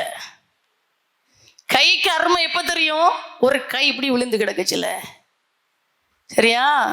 வாய்க்கு அருமை எப்ப தெரியும்? வாய் இப்படி கோணிட்டு போச்சுல. சத்தத்துக்கு அருமை எப்ப தெரியும்? வாய் பூட்டு போடும் பாருங்க, சத்தம் வராம இருக்குல்ல. அப்போ அப்போ அப்போ இப்போ ஒன்றும் தெரியாது, இப்போ ஒன்றும் புரியாது. சரியா? அன்புக்காக துடிக்கிற அனுபவம் எப்ப தெரியும்? நம்பினவங்க நட்டாட்டில் விடுவாங்க பாருங்க, அப்ப தெரியும். உனக்கு தனிமை என்ன எப்ப தெரியும்? அந்த சுத்தி எல்லாரும் இருந்த போதில புறக்கணிச்சு தள்ளப்பட்டு தனிமையில சுருளுவீங்க பாருங்க, அப்பதான் தனிமையின் அனுபவம் தெரியும். மனுஷன் யாருங்கிறது எப்ப புரியும்? உங்களை நம்பினவங்களை நட்டாத்துல விட்டுட்டு உங்களை கடிலும் பெஸ்டா யார் வந்தாலும் அவங்க பின்னாடி போவாங்க பாருங்க, அப்பதான் மனுஷன் யாருங்கிறது தெரியும். கர்த்தர் நல்லவர், கர்த்தர் நல்லவர். இந்த பாதையில ஒரு 99% பேர் இதுல நடந்து வந்திருப்பீங்க. இல்லைன்னு யாரும் சொல்ல முடியாது. புரியுதா? ஆனா இயேசு நல்லவர், அவர் ரொம்ப நல்லவர். தாவீது ராஜா ஒரு வார்த்தை சொல்றார், உம்முடைய வேதத்தை நேசிக்கிறவர்களுக்கு மிகுந்த சமாதானம் உண்டு, அவர்கள் இடரலே இல்லை. யார் நேசிச்சா நேசியாம போனா என்ன? எது இருந்தா என்ன, இல்லாம போனா என்ன? யார் சுத்தி இருந்தானா இல்லாம போனா என்ன? போதும், வேதம் மாத்திரம் எனக்கு போதும்ப்பா, இது இல்லாட்டா வாழ முடியாது. இப்ப சொல்றவங்க கட்டு உடையுது, பலவீனம் மாறுது, அழுத்தம் மாறுது. நீங்க விசுவாசிச்சீங்கன்னா இப்போ கர்த்தருடைய மகிமையை பார்க்குறீங்க. கழுத்து வலி பறந்து போகுது, பின்னாடி திரும்பி பார்க்க முடியாம வந்தீங்க, இப்போ திரும்பி பாருங்க, எல்லா பக்கமும் திரும்பலாம். சரியா? தொட வலி அடிக்கடி தொடைய பிடிச்சி இழுக்கிறது, இப்ப பாருங்க அங்கங்க காலை இழுத்து பாருங்க, மடக்கி பாருங்க, தொடச்சுலுக்கு இல்ல இல்ல. அடி வயிற்று வலியில வந்தீங்க, இப்ப பாருங்க நல்லா மூச்சு வாங்கி விட்டு பாருங்க, அடி வயிற்று வலி இல்ல இல்ல. தொண்டையில ஏதோ இதுல வலியில வந்தீங்க, சளிக்கட்டு வலிதான், வேற வழி இல்லை. ஆனா கை வைக்க முடியல, தாடை எலும்பு வலியில வந்தீங்க, கை வச்சு பாருங்க, வலி இல்லை. எப்படி ஆகும்? அவர் நல்லவர். பார்வை ஒரு பார்வையை மாறணும்னு எதிர்பார்க்கிறாரு. அவருக்கு உங்க பார்வை தேவை, அவருக்கு உங்க வாய் தேவை. ஆண்டவரோடு நடந்து பாருங்க, அவர் நல்லவர். அதனாலதான் தாவீது ராஜா சொன்னார், உம்முடைய வேதம் என் மன மகிழ்ச்சியா இராதிருந்தால் என் துக்கத்துல அழிஞ்சிருப்பேன். அழுத்தம் வரைச்சில பாட்டை பாடி பாருங்க, பேரும் அழுத்தம் பேரும். மனுஷங்கிட்ட தொடர்ந்து பேசிட்டே இருந்தீங்கன்னா மண்டை வெடிச்சிரும். ஆனா பாட்டை பாடி பாருங்க, கர்த்தரை துதிச்சு பாருங்க, அழகா வைப்பார். ரொம்ப நல்லவர். சொல்லுங்க, ரொம்ப நல்லவர், ரொம்ப இனிமையானவர். இந்த வேதத்தை நேசிக்கிறவர்களுக்கு சமாதானம் உண்டு, அவர்களுக்கு இடரல் இல்லை, தூக்க மாத்திர தேவையில்லை. புரியுதா? வேதத்தை நேசிக்கிறவர்களுக்கு தூக்க மாத்திர தேவையில்லை. சும்மா வாசிச்சு பிரயோஜனம் கிடையாது, நேசிக்கணும். சொல்லுது புரியுதா? சும்மா 4 அதிகாரத்தை வாசித்து போடுறேன், அது தேவை கிடையாது. இதன்படி என் வாழ்க்கை இருக்குதா பார்க்கணும். வசனத்தை ஏன் வாசிக்கிறோம்? இதன்படி நான் வாழ்றேன்னா. ஜார்ஜ் முல்லரை குறித்து சரித்திரம் சொல்லுது, 100 முறை முழங்கால நின்று வாசித்தாராம். முழங்கால நின்று 100 முறை வாசித்திருக்கிறார். 100க்கு மேலே சாதா மொத்தம் 200க்கு மேலே அவர் பைபிளை வாசித்து முடிச்சிருக்கிறாராம். அவர் எப்படிப்பட்டவர்? துஷ்டன், துன்மார்க்கன், சின்ன வயசுல பொய் பேசினவர், பிறரை ஏமாற்றி சுகத்தை அனுபவித்தவர், 16வது வயசுல 1 மாதம் ஜெயிலுக்குள்ள போய் கிடந்தவர். அப்படிப்பட்ட மனுஷனை கர்த்தர் தொட்டார். இந்த வேதம் அவருக்கு இனிமையா மாறிச்சு. சரியா? இனிமையா மாறிச்சு. 100 முறை முழங்கால் நின்று வாசிக்கணும். நான் சும்மா வாசிக்க முடியுமா? 1 முறை கூட வாசிக்காம எத்தனை பேர் உள்ள உட்கார்ந்து இருக்கிறீங்க? நான் 100 தடவை முழங்காலே நின்று வாசிக்கணும்னா சும்மா வாசிக்க முடியுமா? மறுபடியும் ஒரு சம்பவத்தை சொல்றேன். நல்ல வாழ்க்கை வாழ்ந்து தேவனுக்காக ஓடி ஓடி களைச்சி வயசாயிட்டு இனி பூமிக்குரிய ஓட்டம் முடிவடைகிற நிலைமை வந்துச்சு. பூமிக்குரிய வாழ்க்கை முடிஞ்சு போகுதுன்னு நல்ல அந்த தேவ மனுஷன் அறிஞ்சுக்கிட்டாரு. இந்த வாழ்க்கையின் ஓட்டத்தை முடிச்சுட்டு நம்ம திரும்ப போறோம் அவருக்கு தெரிஞ்சிட்டு. அந்த கடைசி நிமிஷம் வரச்சில தான் கூட இருந்த உடன் ஊழியக்காரரை பார்த்து சொன்னாரு, எப்பா, நான் விரும்பி நேசித்த வேதாகமத்தை எடுத்துட்டு வா. நான் ரொம்ப நேசித்த என்னுடைய வேதாகமத்தை எடுத்துட்டு வா. உடன் ஊழியக்காரர் சொன்னார், ஐயா, நீங்க இந்த உலகத்தை விட்டுட்டு இனி போறீங்க, உங்க ஓட்டம் முடிய போது நீ நல்லா தெரிஞ்சுட்டு எல்லாத்தையும் ஆசீர்வதிச்சிட்டீங்க. இவ்வளவு முறை வேதத்தை வாசிட்டீங்க, முழங்கால நின்று தேவ சமூகத்துல எத்தனையோ முறை வாசித்து முடிச்சிட்டீங்க. இப்ப கேக்குறீங்களே. அவர் சொன்னாரா, தாமதிக்காத, நான் நேசித்த என்னுடைய வேதாகமத்தை எடுத்துக்கொண்டு வா. எடுத்து கொடுத்தோடனே அந்த கடைசி நிமிஷத்துல வேகமா ஒவ்வொரு பேப்பரா புரட்டினார். வேகமா புரட்டினாராம். வேகமா ஒவ்வொரு பக்கமாய் புரட்டினார். அவரை கேட்டார், ஐயா, ஏயா இவ்வளோ வேகமா புரட்டிட்டு இருக்கிறீங்க? அவர் சொன்னாரு, என் நேரம் முடிகிற நேரம் நெருங்கி விட்டது. நான் என் ராஜாவோடு போறேன். நான் என் சொந்த வீட்டு போறேன். இந்த உலகத்தின் வாழ்க்கை முடிகிற நிமிடம் நெருங்கி விட்டது. நான் இதில் ஏதாவது விட்டுட்டேன்னா, இது வரைக்கும் இந்த உலகத்தில் அவர் தந்த வாழ்க்கையில் ஏதாவது இதில் வாழாமல் விட்டுட்டேனாங்கிறத வேகமாக பார்த்துட்டு இருக்கிறேன். ஏதாவது வாழாமல் விட்டுருந்தா என் ஆண்டவர்கிட்ட சரணடைய விரும்புகிறேன். புரியுதா? இதான் நேசம். இப்படி நேசிக்கிறவர்களுக்கு சமாதானம் உண்டு. பணம் இருந்தா என்ன, இல்லாட்ட என்ன, சரீர ஆரோக்கியம் இருந்தா என்ன, இல்லாமல் போனால் என்ன, சமாதானத்தை யாரும் பறிக்க முடியாது. சரியா? அழகா அதனால தான் சொல்லுவார், சமாதானத்தோடு படுத்துக்கொண்டு நித்திரை செய்வேன். பஞ்சுமத்தை இருந்தா என்ன, தர கிடைச்சா என்ன, பாய் கிடைச்சா என்ன, சமாதானம் பெருசு. ஏசு ரூம்பு இருந்தா என்ன, இல்லாம போனா என்ன, சமாதானம் இருந்தா சுகமா தூங்கலாம். அதான் சொல்ல, சமாதானத்தோடு படுத்துக்கொண்டு நித்திரை செய்வேன். கர்த்தாவே, நீர் ஒருவர் என்னை சுகமாய் தங்க பண்ணுவீர். அவர் நல்லவர், அவர் நல்லவர். சாதிக்கலாமா? எத்தனை கோட்டை கட்டுறோங்கிறது முக்கியம் இல்லை, அவர் சாயல வாழ்றோமாங்கிறதான் முக்கியம். அதனால தான் சொன்னார், இந்த மலையை பார்த்து பெயர்ந்து சமுத்திரத்துல தள்ளுண்டு போனா அப்படி ஆகும்டி சொல்றாரு. சரியா? அப்படி ஆகும். ரொம்ப இனிமையானவர், வர்ணிக்க முடியாதவர், யோசனைக்கு புலப்படாதவர், அறிவுக்கு அப்பாற்பட்டவர். உன்னை எழுப்புவார், ஓட வைப்பார், உலகத்தை கலக்க வைப்பார். வெறும் கையை நிரம்பி வழிகிற கையாய் மாற்றுவார். கோலும் கையுமாய் பிழைக்க சென்ற யாக்கோபை பெருங்கூட்டமாய் பெருக செய்த தேவன் உங்களை பெருக செய்வார். நீங்க கண்ணை மூடுறதுக்கு முன்னாடி நிறைய பேரை வாழ வச்சிருவீங்க. ஒரு தேவப்பிள்ளை நிறைய பேரை வாழ வைக்கணும். உங்க மூலமா எத்தனை பேர் வாழ்றாங்கிறது முக்கியம். சரியா? நீங்க வாழ்றது இல்லை, பிள்ளைய வாழ வைக்கிறது கிடையாது. எத்தனை பேரை வாழ வைக்கிறீங்கிறத ஆண்டவர் பார்க்கிறார். சொல்லுங்க, அவர் நல்லவர். அவரை போல தகப்பேன் உலகத்துல யாரும் கிடையாது. ஹல்லேலூயா. சந்தோஷமா பாடிடுவோமா? அற்புதமே அதிசயமே ஆலோசனை கர்த்தரே, அற்புதமே அதிசயமே ஆலோசனை கர்த்தரே, அண்டி வந்தோம் மாறுதலே, அண்டி வந்தோம் மாறுதலே, அடைக்கலமானவரே ஐயா அடைக்கலமானவரே, நடனமாடி சோத்தரிப்பேன், சாதாரண உம்மை துதிப்பேன், கைத்தாள ஓசையுடன் கர்த்தர் நான் உம்மை துதிப்பேன், நடனமாடி சோத்தரிப்பேன், சாதாரண நான் உம்மை துதிப்பேன், கைத்தாள ஓசையுடன் கர்த்தர் நான் உம்மை துதிப்பேன். ஆமென். சரி, இதுல எத்தனை பேர் உண்மையா ஆண்டவரை நேசிக்கிறீங்க உங்களுக்கு தெரியும். படிக்கிற பிள்ளைகளுக்கு படிக்க நேரம் இருக்கும், வேதத்தை வாசிக்க நேரம் இல்லை, அதை நேசிக்க நேரம் இல்லை. இதை நேசிச்சு பாருங்களா. யார் என்ன சொன்னா நமக்கு என்ன, யார் என்ன சொன்னா நமக்கு என்ன. வாலிய பையங்கெல்லாம் கொண்டு போறதுக்கு வெக்கம், வேலை செய்கிற இடத்துல படிக்கிற இடத்துல பேக்குக்குள்ள சின்ன பைபிளாவது இல்லாமல் இருக்கக்கூடாது. உங்கள் பேக்கை திறந்து பார்த்தா இது அடையாளமாக இருக்கணும்.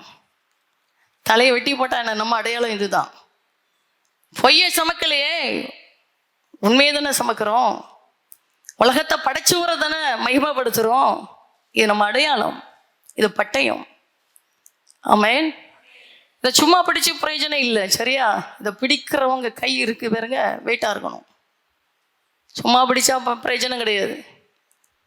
கைக்கு தலையில் கொண்டு பைபிளை வச்சு பாருங்க, பைபிளை தட்டி விட்டுருவோம். புரியுதா? நீங்கள் முக்கியம். இது உங்கள் வாழ்க்கையை அழகாக்குது, உங்கள் வாழ்க்கையை மகிமையாக மாற்றிடும், காலுக்கு தீபமாக மாறும், பாதைக்கு வெளிச்சமாக மாறிடும். இதை நேசிச்சிட்டிங்கன்னா போதும், அவ்வளோதான். தானாக ஆசீர்வாதம் வந்துடும். கண்ணை மூடுறதுக்கு முன்னாடி எதையோ பார்த்துருவீங்க. புரியுதா? கண்ணை மூடுறதுக்கு முன்னாடி எங்கேயோ போயிடலாம். ஒளியத்தின் பாதையில் அதுதான் தெரியும்.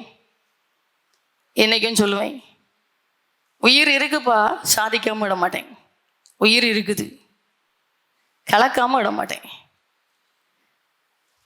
ராத்திரி லேட் ஆகிருது, சில நேரம் பலவீனத்தில் அறகுறை ஜபமாக மாறிடுது. சொல்லுவேன், உயிர் இருக்குது, ராத்திரியை பகலாக மாற்றிடுவேன். உயிர் இருக்கிற வரைக்கும் உங்களுக்கு நம்பிக்கை இருக்குது, சாதிச்சிடலாம். சாப்பிட்றது சாதனை இல்லை, புரியுதா? கஞ்சி குடித்தாலும் வயிறு நிறைஞ்சிரும். நெய்பருங்க காட்டடாக்கு பெருகிட்டே இருக்குது. ஏன்? கெட்ட கொழுப்பு. ஆதியில் இருந்த மனுஷங்க நல்லா உயிரோட நிறைய வருஷம் இருந்தாங்க. அப்போ சாப்பாடுக்கு போடுற பனையெல்லாம் உயிரை தான் அழிச்சிட்டே இருக்குது. உயிர் கொல்லி என்ன, மதுவை பார்த்து போடுவாங்க, உயிர் கொல்லி. நீ ஃபாஸ்ட் ஃபுட்டை பார்த்து போடணும், உயிர் கொல்லி. என்னைக்கு வாங்கி சாப்பிட்டு பாருங்க, கையை பாருங்க, அவ்வளோ கலராக தான் இருக்கும். பார்த்துருக்குறீங்களா? உண்மையில் சில சாப்பாடெல்லாம் ஜோம்னி, ஐயா இது விஷமாக மாறிடக்கூடாதுப்பா, நீ பயந்து தான் சாப்பிட வேண்டி இருக்குது. புரியுதா? அதனால சாப்பாட்டுக்கு மனுஷன் போடுற பணம் எல்லாமே நம்ம உயிரை அழிச்சிட்டே தான் இருக்குது. கஞ்சை குடித்தாலும் சமாதானம் தேவை, சந்தோஷம் தேவை. ஒரு கதை சொல்லட்டா? ஏற்கனவே சொல்லியிருக்கேன், மறந்துருப்பீங்கன்னு நினைக்கிறேன். சொன்னால் சில பேருக்கு ஞாபகம் வந்துடும். சரி, ஒரு கதையை கேளுங்க. அண்ணன் தம்பி 2 பேர் இருந்தாங்க. ஞாபகம் வந்துட்டு. திருப்பி புதுசாக கேட்டால் நல்லா தான் இருக்கும், கேட்டு விடுங்கன்னு கண்ணு மூக்கு கூட கொஞ்சம் வச்சு சொல்கிறேன். அண்ணன் தம்பி 2 பேர் இருந்தாங்க. அண்ணங்காரையும் பாவம். ஆனால் பாவம் எங்கே பாவம்? குணத்தில் பாவம். ஏழ்மையானவர், அடிப்படி சண்டைக்கெல்லாம் போக மாட்டார், அடித்தாலும் பட்டுட்டு போகக்கூடியவர். ஆனால் ஒரு தேவனுடைய பிள்ளை. ஏமாத்து அதெல்லாம் கிடையாது, குடியெல்லாம் கிடையாது, நல்ல மனுஷன். ஏழ்மையான குடும்பம். வேலைக்கு அன்னன்னைக்கு வேலைக்கு போனால் தான் இவருக்கு சாப்பாடு. வேலைக்கு போகலன்னா மனைவி பிள்ளைங்க பட்னியாக தான் இருக்கணும். ஆனால் பக்கத்து வீடு ஒரே சவுறு தான், அந்த வீட்டை இடித்து தம்பிக்காரன் பெரிய வீட்டாக போட்டார். Business man. ஆனால் 2 பேரும் கிறிஸ்தவங்க தான். இவர் உண்மையான தேவனுடைய பிள்ளை, தம்பிக்காரன் வெளி தோற்றத்துக்கு கிறிஸ்தவன், ஞாயிற்றுக்கிழமை ஆராதனைக்காரர். சரியா? ஞாயிற்றுக்கிழமை கிறிஸ்தவங்க நிறைய பேர் இருக்காங்களா? அப்படி இவர் நல்லா குடிக்காரரு, பார்ட்டிண்டி வச்சா நல்லா குடிப்பார் ஃப்ரெண்ட்ஸோட சேர்ந்து. ஏன்னா பெரிய பிஸ்னஸ் மேன், நல்லா பணம். அவர் பார்வையில் இந்த நாய்க்கு கற்படி துண்டு போட்ட மாதிரி அண்ணனுக்கு அப்பப்போ கொஞ்சம் கொஞ்சம் உதவி செய்வார். சரி தம்பி தானே அப்படின்ட்டு அவரும் கபடி இல்லாமல் வாங்கிட்டாரு. இப்போ பாருங்க, வீட்டில் வந்து ஒரே சண்டை. மனைவிட்ட வந்து கேட்பாரு, பால் தாண்டி கேட்பாரு, குடிக்கலைன்னா வீடு பறந்துடும், வீட்டில் பாத்திரங்கள் உருண்டு போகிற சத்தம் கேட்கும்.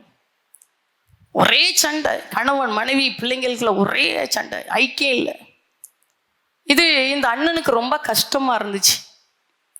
தம்பி அப்பப்போ சின்ன சின்ன உதவி செய்கிறான், ஆனால் என் கூட பிறந்தவன் இல்லை, இவனை இயேசுவை நேசிக்கணுமே. இல்லை தம்பியை பார்த்து நீ குடிக்காத, வேண்டாத ஃப்ரெண்ட்ஸோட சேராத, மனைவி பிள்ளைகிட்ட சண்டை போடாத, நீ நல்லா இரு, ஆண்டவரை தேடு சொன்னோன்னே அவருக்கு வீரம் தலைக்கு ஏறிட்டு, விஷம் தலைக்கு ஏறிட்டு, வீரம் இல்லை விஷம் தலைக்கு ஏறிட்டு. அன்னையும் சொன்னது, நீ சொல்லி நான் கேட்கவா, என் காலில் போட செருப்புக்கு கூட நீ ஆக மாட்டா, நீ சொல்லி நான் கேட்கணுமா, பாரு என்ன செய்கிற பாரு. கொடுக்க பணத்தையும் கட் பண்ணிட்டாரு. இப்போ வேண்டிக்கிண்டே அந்த அண்ணன் இருதயத்தை காயப்படுத்தணுண்டி மனைவியை பார்த்து சத்தமா, ஏமா பால் கொண்டு வா. சரியா? நல்லா சாப்பிட்ட இலைய வெளியில போட்டார், நெய் சோறு நல்லா சாப்பிட்டார். அன்னை பார்த்து வயிறு எரியட்டும் போட்டார் பாருங்க வெளியில. அன்னை பார்த்துட்டே இருந்தார், எப்பா நீ இப்படியா பண்றா. இப்போ தம்பி வீட்டில் இருக்கிற நேரம் பார்த்து அது ஒத்த சோறு தானே, நல்லா பேசுறதெல்லாம் கேட்கும். மனைவியை பார்த்து அண்ணன் கேட்டாரு, ஏம்மா ஒரு கிளாஸ் பால் கொண்டு வா. இவன் பார்த்தாரு, நீயா நெய் சாப்பாடு சாப்பிட்றா, நான் சாப்பிட மாட்டேனா. இலையை வாங்கி நல்லா நெய் சாப்பாடு சாப்பிட்டுட்டு இலையை வெளியே போட்டாரு. இது 1 வாரத்துக்கு மேலே ஆயிட்டு. இந்த தம்பி பார்க்குறாரு, இவருக்கு மண்டைக்கு மேலே ஏதோ குழப்பம். இவன் அண்ணனுக்கு வேலை செஞ்சு சாப்பாட்டுக்கு வழி இல்லாமல் கிடக்கிறவன், இவன் பாலை கேட்குறான், நான் செய்கிற மாதிரி இவன் செய்கிறான். இவனுக்கு பணம் எங்கிருந்து வந்துச்சு, எங்கிருந்து இந்த பணம்? நெய் சோறு சாப்பிட இவனுக்கு பணம் யாரு கொடுத்தா? மனைவிட்ட பாலை தாண்டி பாலை வாங்கி குடிக்கிறான். இவனுக்கு பாலை வாங்க பணத்தை யாரு கொடுத்தா? ஒரு நாள்ல ஆசை, இவன் சாப்பிட்றதையும் பால் குடிக்கிறதையும் பார்க்கணுடைய ஆசை. அன்னைக்கு அதே மாதிரி இவர் இருக்கிற நேரம் பார்த்து அண்ணனும் வீட்டில் உள்ள வந்த சத்தம் கேட்ட உடனே மனைவியை பார்த்து அண்ணன் அழகா கேட்டார், அம்மா பால் கொண்டு வா. டம்ளரில் கொண்டு கொடுத்ததை குடிச்சிட்டே இருந்தார் பாருங்க. தம்பிக்காரன் உள்ள போயிட்டாரு. எட்டி பார்த்தார், பாலை காட்டு. எட்டி பார்த்தார் பாருங்க, பால் இல்லை, வடி தண்ணி. சொல்லுங்க, வடி தண்ணினா என்ன தருமா? அரிசியை போட்டு சமைச்சு அதை வடிக்கும் போது ஒரு தண்ணி வரும் பாருங்க, அந்த தண்ணி. இவர் அரண்டிட்டாரு. அண்ணனை பார்த்து சொல்றாரு, நீ பாலை வாங்கி குடிக்கிறாண்டி பார்த்தேன், பாலை கேட்டா இவன் வடி தண்ணியை கொண்டு தந்திருக்கிறான்னு சொன்னோன்ன தம்பியை பார்த்து அமைதியா உட்கார சொல்லிட்டு சொன்னார், தம்பி சமாதானங்கிறது பாலிலையும் சாப்பாட்டுலையும் இல்லை, இருதயத்துல. நீ என்ன காயப்படுத்தணும்னு செஞ்சு காட்டினா, நான் உனக்கு பாடத்தை சொல்லி தரணும்னு செஞ்சு காட்டினேன். உனக்கு பால் பெருசு, எனக்கு வடி தண்ணி போதும். உனக்கு நெய்ச்சோறு பெருசு, எனக்கு நெய்ச்சோறு வேண்டாம். உனக்கு பாடம் புகட்டுறதுக்காக சின்ன நெய் பாட்டில் வாங்கிட்டு வந்தேன். இலைய வாங்கினேன், என் மனைவி தந்த கஞ்சை குடித்தேன். உனக்கு பாடத்தை சொல்லி தரதுக்காண்டி வாங்கிட்டு வந்த இலையில வாங்கிட்டு வந்த சின்ன பாட்டில் இருந்த நெய்யை தடவி வெளியில் போட்டுட்டேன். நான் சாப்பிட்டது நெய்ச்சோறு இல்லை, கஞ்சி தம்பி, கஞ்சி. ஆனால் என் வீட்டுக்குள்ள இயேசு இருக்கிறார். இயேசு வந்த வீட்டிலே சமாதானமே, இயேசு வந்த வீட்டிலே சமாதானமே, இயேசு வந்த வீட்டிலே சமாதானமே, சமாதானமே, சமாதானமே. இயேசு வந்த வீட்டிலே சந்தோஷமே, இயேசு வந்த வீட்டிலே சந்தோஷமே, இயேசு வந்த வீட்டிலே சந்தோஷமே, சந்தோஷமே, சந்தோஷமே. இயேசு வந்த வீட்டிலே ஈகோ இல்லையே, ஈகோ ஈகோ இல்லையே. இயேசு வந்த வீட்டிலே ஈகோ இல்லையே, ஈகோ இல்லையே, ஈகோ இல்லையே. இயேசு வந்த வீட்டிலே கசப்பு இல்லையே, இயேசு வந்த வீட்டிலே கசப்பு இல்லையே, இயேசு வந்த வீட்டிலே கசப்பு இல்லையே, கசப்பு இல்லையே, கசப்பு இல்லையே.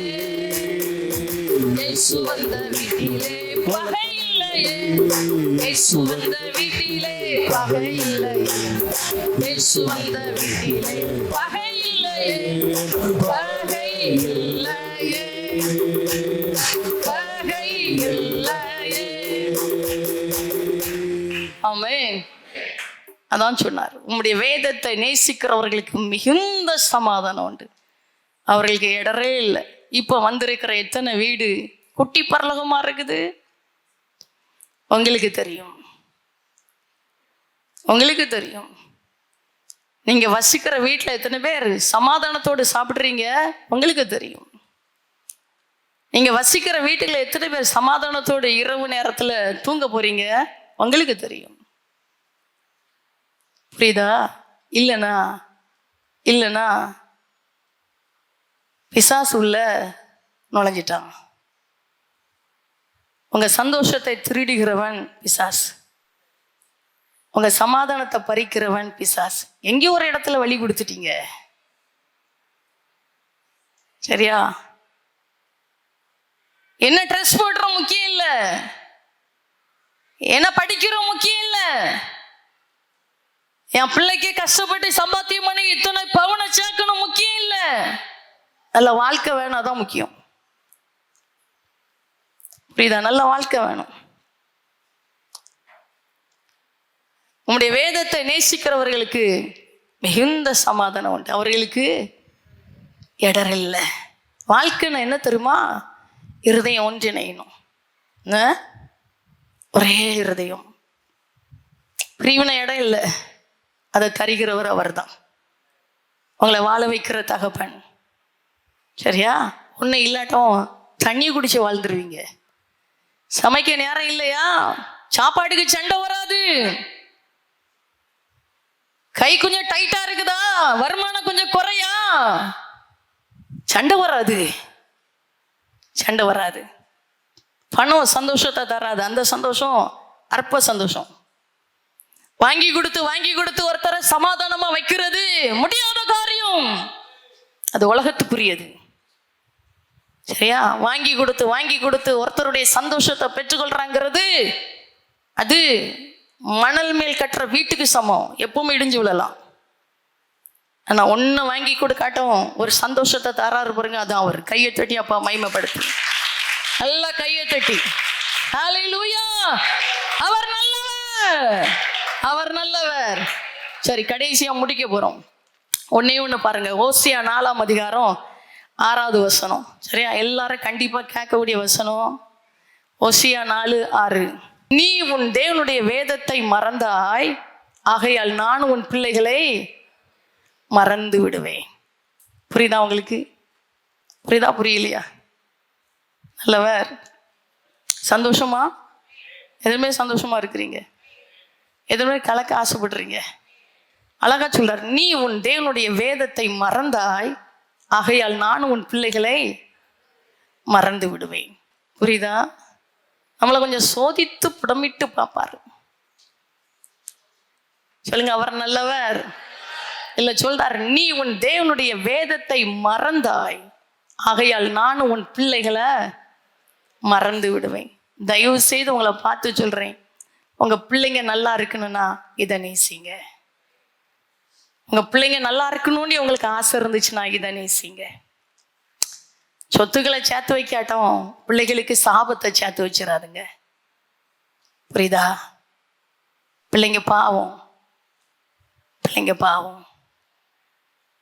அவங்க தலைமுறை பாவம்.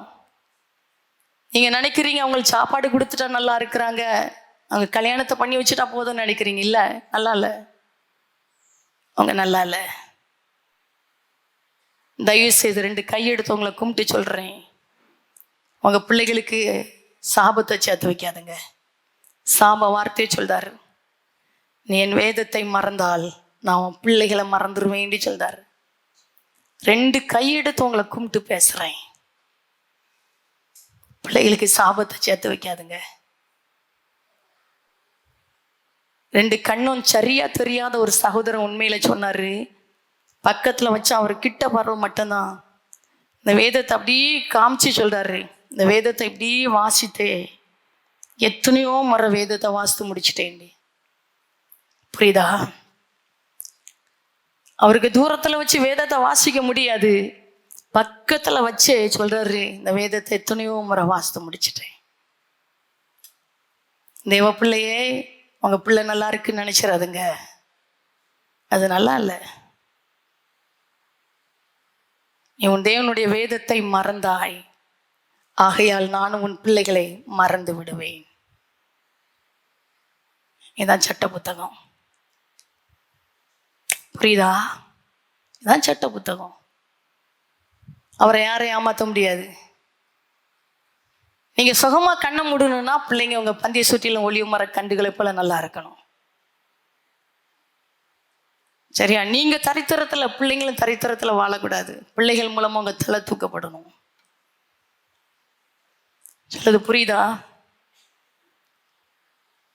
நீங்க இன்னைக்கு கஷ்டப்பட்டு கூலி வேலைக்கு போகலாம், உங்க பிள்ளைங்க மூலமா நீங்க பந்தியம் வரணும். சரியா? ஒரு பெற்றோர், உண்மையான பெற்றோருடைய சந்தோஷம் எது தெரியுமா? கண்ணை மூடுற நேரத்துல பிள்ளைங்க உங்களை சுத்தி நல்லா வந்து நிற்பாங்க பாருங்க, சந்தோஷமா அனுப்பாங்க பாருங்க, அதுதான். ஆமென். சரியா? புரியுதா? புரியுதா? பிள்ளைங்க நல்லா இருக்கிறத பார்த்துதான் ஒரு தாய் தகப்பனுக்கு சந்தோஷம், உண்மையான தாய் தகப்பனுக்கு. இன்னைக்கு சொல்லுங்க, ஆண்டவரே பிள்ளைகளுக்கு சாபத்தை சேர்த்து வைக்க மாட்டேன்ப்பா, பிள்ளைகளுக்கு ஆசீர்வாதத்தை சேர்த்து வைக்கிறேன். கடைசியா முடிக்க போறோம். உண்மையில என்னுடைய தாய் தகப்பனுக்கு 3 பேர் இருக்கிறோம். ரொம்ப கஷ்டப்பட்டவங்க. என்னுடைய தாயாருடைய தகப்பனார் மனநல பாதிக்கப்பட்டவர். தகப்பனார் சின்ன வயசுல அடிச்சு விரட்டினவர். காவல் கிணறுல பெரிய குடும்பம். இங்க காவல் கிணறுல இருக்கிறாங்கன்னா அந்த குடும்பம் பேர சொன்னா தெரியும். காவல் கிணறுல என் தகப்பனார் குடும்பத்தை சொன்னா எல்லாத்துக்கும் தெரியும். ஒன்னே இல்லாம, ஒரு அடி இடம் இல்லாம தகப்பனார் அடிச்சு விரட்டிட்டாங்க. அவ்வளோ பெரிய பணக்காரர். மலேசியாவில் அந்த நாளில் வேலை செஞ்சு எத்தனை ஏக்கர் சம்பாதிச்சவர். ஒன்றும் கிடையாது, ஒன்றும் கிடையாது. சரியா? அப்பா சொல்லுவாங்க 10-15 வயசுல, 10 வயசுன்னு தெரில, அதை அன்னைக்கு சொல்லிட்டு இருந்தாங்க, வயசை மறந்துட்டேன். இந்த ஸ்கூலுக்கு போயிட்டே வேலைக்கு போவாங்களாம். அன்னைக்கு அவங்க கதையெல்லாம் சொல்லும்போது அப்படி அழுக வந்துச்சு. எனக்கு தெரிஞ்ச அளவுலலாம் கடை வச்சுருந்தாங்க, எத்தனையோ மூட்டையை மேலே வச்சு சைக்கிளில் கொண்டு வருவாங்க.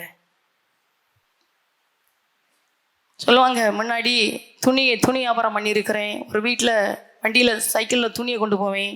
ஆரம்பத்தில் சொல்லுவாங்க, துணி எடுக்கணும்னு சொல்லிட்டு இறக்குவாங்க, உள்ளே கொண்டு போவேன், அவளே உழைச்சி போட்டுருவாங்க, ஒரு துணி கூட எடுக்க மாட்டாங்க. திரும்பி எல்லாம் எடுக்கணும், கெட்டணும், சைக்கிள் வச்சு கொண்டு வருவேன். இவ்வளோ கஷ்டப்பட்டவங்க. சரியா? எவ்வளோ கஷ்டப்பட்டவங்க. நான் என்னுடைய தாயார் அன்னைக்கு பேசும்போது சொன்னாங்க, எத்தனையோ ஏக்கர் நிலம் ஒரு அடி இல்லாமல் விரட்டிட்டாங்க, ஆனால் ஆண்டவர் நீதி உள்ளவர். எவ்வளோ இழந்தாங்களோ இன்னைக்கு எத்தனையோ மடங்கு அதிகமாக இப்போ இருக்கிற இடத்துல கொடுத்துட்டாருண்டி. எனக்கு கர்த்தர் பட்சபாதம் உள்ளவர் கிடையாது. என்ன ஒன்று சொல்கிறேன் பாருங்க, உங்கள் கையில் இருக்கிற தாயார் கையில் இருக்கிற பைபிள் எல்லாம் நல்லா பழசாயிருக்கும். நான் அன்னைக்கு கேட்டேன், வாசிச்சுட்டே இருப்பாங்க. எங்கன்னா இருந்தாலும் சில டைம் கேமராவில் பார்ப்பேன், பைபிளோடு தான் இருப்பாங்க. ராத்திரி நான் முடிச்சுட்டு சில டைம் 10 11 மணி போகிறேன்னா பைபிளை வாசிச்சுட்டே இருப்பாங்க. ஒரு பாட்டு புக் எடுத்து பாட்டு பிடிச்சிட்டே இருப்பாங்க ராத்திரி. நான் அன்னைக்கு கேட்டேன், எத்தனை முறை பைபிளை வாசித்துருக்கிறீங்கன்னு கேட்டேன். எனக்கு தெரியாதுன்னு சொன்னாங்க. காலையில் இதை வாசிப்பேன், மத்தியானம் இதை வாசிப்பேன், ராத்திரி இதை வாசிப்பேன். எத்தனை முறை முடிச்சேங்கிறது தெரியாது, ஆனால் பைபிள் நிறைய கிழிஞ்சிட்டுன்னு சொன்னாங்க. என்னுடைய தகப்பனார் கையில் பைபிள் வச்சுருக்காங்க. சொல்லுவாங்க, நான் இதை வாசிப்பேம்மா, நான் 3 நேரம் தானியல் மதி உங்களுக்காண்டி ஜோம்னிட்டு இருக்கிறேன். அதனால தான் தாய் தகப்பேன் வேதத்தை மறக்கலை, வேதத்தை நேசித்ததுனால இன்னைக்கு நல்லா இருக்கிறோம். புரியுதா? உங்களுக்கு புரியுதா? ஜோம் பண்ண போகிறோம். உங்களுக்கு புரியுதா? நீ உன் தேவனுடைய வேதத்தை மறந்தாய், ஆகையால் நான் உன் பிள்ளைகளை மறந்துடுவேன். அவங்க 2 பேருக்கு இருந்த சொத்து பைபிள் தான். வேதத்தை நேசிச்சாங்க. நான் முழு நேரமாக வந்துட்டேன். என்னுடைய சகோதரன் வேலை செஞ்சுட்டே ஊழியம். என் சகோதரனை உள்ளே இருக்கிறா, கணவர் ஊழியம் செய்கிறார். சொன்னேன், நீ பாம்பே போனோன்னா ஊழியத்தை செய்யுன்னு சொன்னேன். இதை விட பாக்கியம் உலகத்தில் ஒன்றும் கிடையாது. புரியுதா? நல்லா இருக்கிறேன், குறையே இல்லை. வேதத்தை நேசிக்கிறேன், வேதம் தான் உயிர்ண்டி பிடிச்சிருக்கிறேன். கடன் இல்லை, கடன் இல்லை, யாரும் முன்னாடியும் தலகுனி இல்லை. சரியா? அவர் ரொம்ப நல்லவர், ரொம்ப பெரியவர். என்னை பார்த்து ஒருத்தவங்க கேட்டாங்க, ஏன் உங்கள்கிட்ட இதெல்லாம் சொல்கிறேன்னா உங்கள் வாழ்க்கை மாறணுங்கிறதுக்காக. என்னை பார்த்து கேட்டாங்க, ஊழியம் எப்படி, ஊழியம் சாதா ஊழியம் செஞ்சுட்டு போனால் கூட அந்த ஜென்ரேஷனோட அழிஞ்சா கூட கேட்க மாட்டாங்க. ஒரு சபை ஒரு ஸ்தாபனோடி வரும்போது எல்லாத்துக்குள்ளேயும் கேள்வி கண்டிப்பாக இருக்கும். கண்ணம் முன்னா அது நடுத்துறது, அவங்கள இடையில விட்டு போன மாதிரி ஆயிரும். எல்லாத்துக்கும் அந்த எண்ணம் இருக்கும். கண்டிப்பாக நடத்துறதுக்கு ஆள் தேவைண்டி இருக்கும். என்கிட்ட கேட்டால் கேள்வி, உங்கள் காலத்து பிறகு யார் இதை செய்வா? சகோதரி மகாதான் பிள்ளை மாதிரி வந்தா. புரியுதா? பிள்ளை மாதிரி ஆண்டவர் தந்தார். அவள் கையில் இருக்கும்போதே தான் இந்த கேள்விகள் எனக்கு வந்துச்சு. நான் எங்கேயும் தேடி போகலை, என்ன செய்யணும் கேட்கல. ஆனால் கேட்ட கேள்விகள் இருதயத்தை உடைச்சது. ஒரு அவமானம் மாதிரி எனக்கு வந்துச்சு. இதுக்காகவா வாழ்கிறேன்ப்பா, இதுக்காகவா வாழ்க்கையை விட்டுட்டு வந்தேன்? புரியுதா? நீ தாய் தகப்பன் எவ்வளோ தந்திருக்கிறாங்க, அதெல்லாம் எனக்கு தெரியும். 5 காசு எனக்கு சொந்தம் இல்லைன்னு தெரியும். நான் தொட போகிறது இல்லை. அப்பா தந்திருக்காங்க, கோடிக்கு மேலே தந்திருக்கிறாங்க. நான் 5 காசை தொட மாட்டேன். எனக்கு அது சொந்தம் கிடையாது, சொந்தம் இல்லை. இதுக்காகவா வந்தேன்? உங்கள் காலத்துக்கு பிறகு யாரும் இந்த ஊழியத்தை செவாண்டி கேள்வி கேட்குறாங்களே, இதுக்காகவாப்பா வந்தேன். அவமானமாக இருந்துச்சு. வெளியில் கம்பீரமாக வந்தாலும் இருதயம் குனிஞ்சிச்சு. நான் அவர்கிட்ட போய் எதுவும் கேட்கல. பாருங்க, எங்கேயோ பிறந்தவன், எங்கேயோ வாழ்ந்தவன், எங்கேயோ படித்தவனை ஆண்டவர் கொண்டு தந்தார். 2 பேரும் எத்தனையோ மொழிகளை பேசுகிறான் தெரியுது. 2 பேரும் என்ன வாயாக இருக்கிறாங்க. நான் எங்கே போனாலும் தமிழில் தான் பேசுவேன். ஒரு ஏர்போர்ட்டு போனாலும் நான் எதையும் பார்க்க மாட்டேன். 2 பேரும் போதும் செய்கிறாங்க. நான் சம்பாதிக்கலையே. எப்படி வந்துச்சு? எப்படி வந்துச்சு? எப்படி வந்துச்சு? நான் ஒன்றும் தேடி போகலையே, நான் ஒன்றும் பிரயாசப்படலையே. எப்படி வந்துச்சு? நேசிச்சு பாருங்க. இதான் உயிர். இதுக்கு பணம் வேண்டாம், சரியா? இதுக்கு ஒன்றும் வேண்டாம். இதை நேசிக்கிறவர்கள் பாக்கியம் உள்ளவர்கள். நாள் இதில் மேலே பிரியமாக இருந்து நாள் முழுவதும் இதை தியானிக்கிறவர்கள் பாக்கியம் உள்ளவர்கள். இதை நேசிக்கிறவர்களுக்கு மிகுந்த சமாதானம் உண்டு, இடரல் இல்லை. இதை நேசிக்கிறவங்க தலைமுறை ஆசீர்வாதமாக இருக்கும். ஆமென், அல்லேலூயா. ஊழியம் தலைமுறையாக நடக்கும். இதை நான் நேசிக்கிறேன், நான் நேசிக்கிறேன். அவன் உயிர் தான். இந்த ஊழியத்தை யாரும் அழிக்க முடியாது. தலைமுறை தலைமுறையாக நடக்கும். இது சின்ன கூட்டம். உங்கள் கண்ணை ஏறிட்டு பாருங்க, சில வருஷத்துக்குள்ளாக அவர் செய்வார். ஏன்னா என்னை நேசிக்கிறவரை குறித்து எனக்கு நம்பிக்கை உண்டு. அவர் சொன்னதை காட்டிலும் அதிகமாக செய்கிறவர். அவர் வல்லமை உள்ளவர். ஒன்றும் செய்யாண்டாம், சரியா? ஒன்றுமே பண்ணாண்டாம், எதுவும் பண்ணாண்டாம். இதை நேசிச்சு பாருங்க, எல்லாம் பின்னாடி தானாக வரும். அதனால தான் சொன்னால், முதலாவது தேவனுடைய ராஜ்யத்தையும் அவருடைய நீதியும் தேடுங்கள், அப்போ இவைகள் எல்லாம் உங்களுக்கு கூட கொடுக்கப்படும். நான் அவர்கிட்ட சொல்கிற வார்த்தைலாம் தான், இப்போ நல்ல விரண்டி சொன்னால் என்னை அடுத்த ஆராதனையில் இதை காட்டிலும் அதிகமாக செய்யணும். அதனால ஒரு எடிட்டிங் பண்ணி போடலைன்னா எனக்கு அடுத்தது பழசாக தெரியும். ஏன் ஒவ்வொரு நாளும் ஆவியில் வளர்ச்சியை காட்டுறாரு. நேசிச்சு பாருங்க. பக்கத்தை சொல்லுங்க, பயப்படாதுங்க, முடிக்க போகிறோம், பயப்படாதுங்க, கவலைப்படாதுங்க, சீக்கிரமா மன வீசிடலாம், உலகத்தை கலக்கிடலாம். உலகம் நம்ம கையில் தான். எது கோமா முடிக்க போகிறேன், கையை வை சொல்லுங்க, உலகம் என் கையில். நல்லா கையை வை சொல்லுங்க, உலகம் என் கையில், உலகம் என் கையில். ஆமே. உலகத்துக்குள்ள நான் இல்லை, எனக்குள்ளதான் உலகம். புரியுதா உங்களுக்கு? உலகத்துக்குள்ள நான் இல்லை, எனக்குள்ளதான் உலகம். அப்போ உலகம் என்ன அடிமைப்படுத்த முடியாதுன்னா உலகத்தை அடிமைப்படுத்திடலாம். சரியா? புரியுதா உங்களுக்கு? உலகம் நம்ம சொல்லுக்கு கீழ்ப்படிமை தவிர உலக சொல்லுக்கு நம்ம கீழ்ப்படியக்கூடாது. சரியா? நமக்குள்ள இருக்கிற தேவன் பெரியவர். சரி, அப்படி எளிமை நின்று கர்த்தர் நல்லவர். நல்ல கண்களை மூடி, நன்றி அப்பா.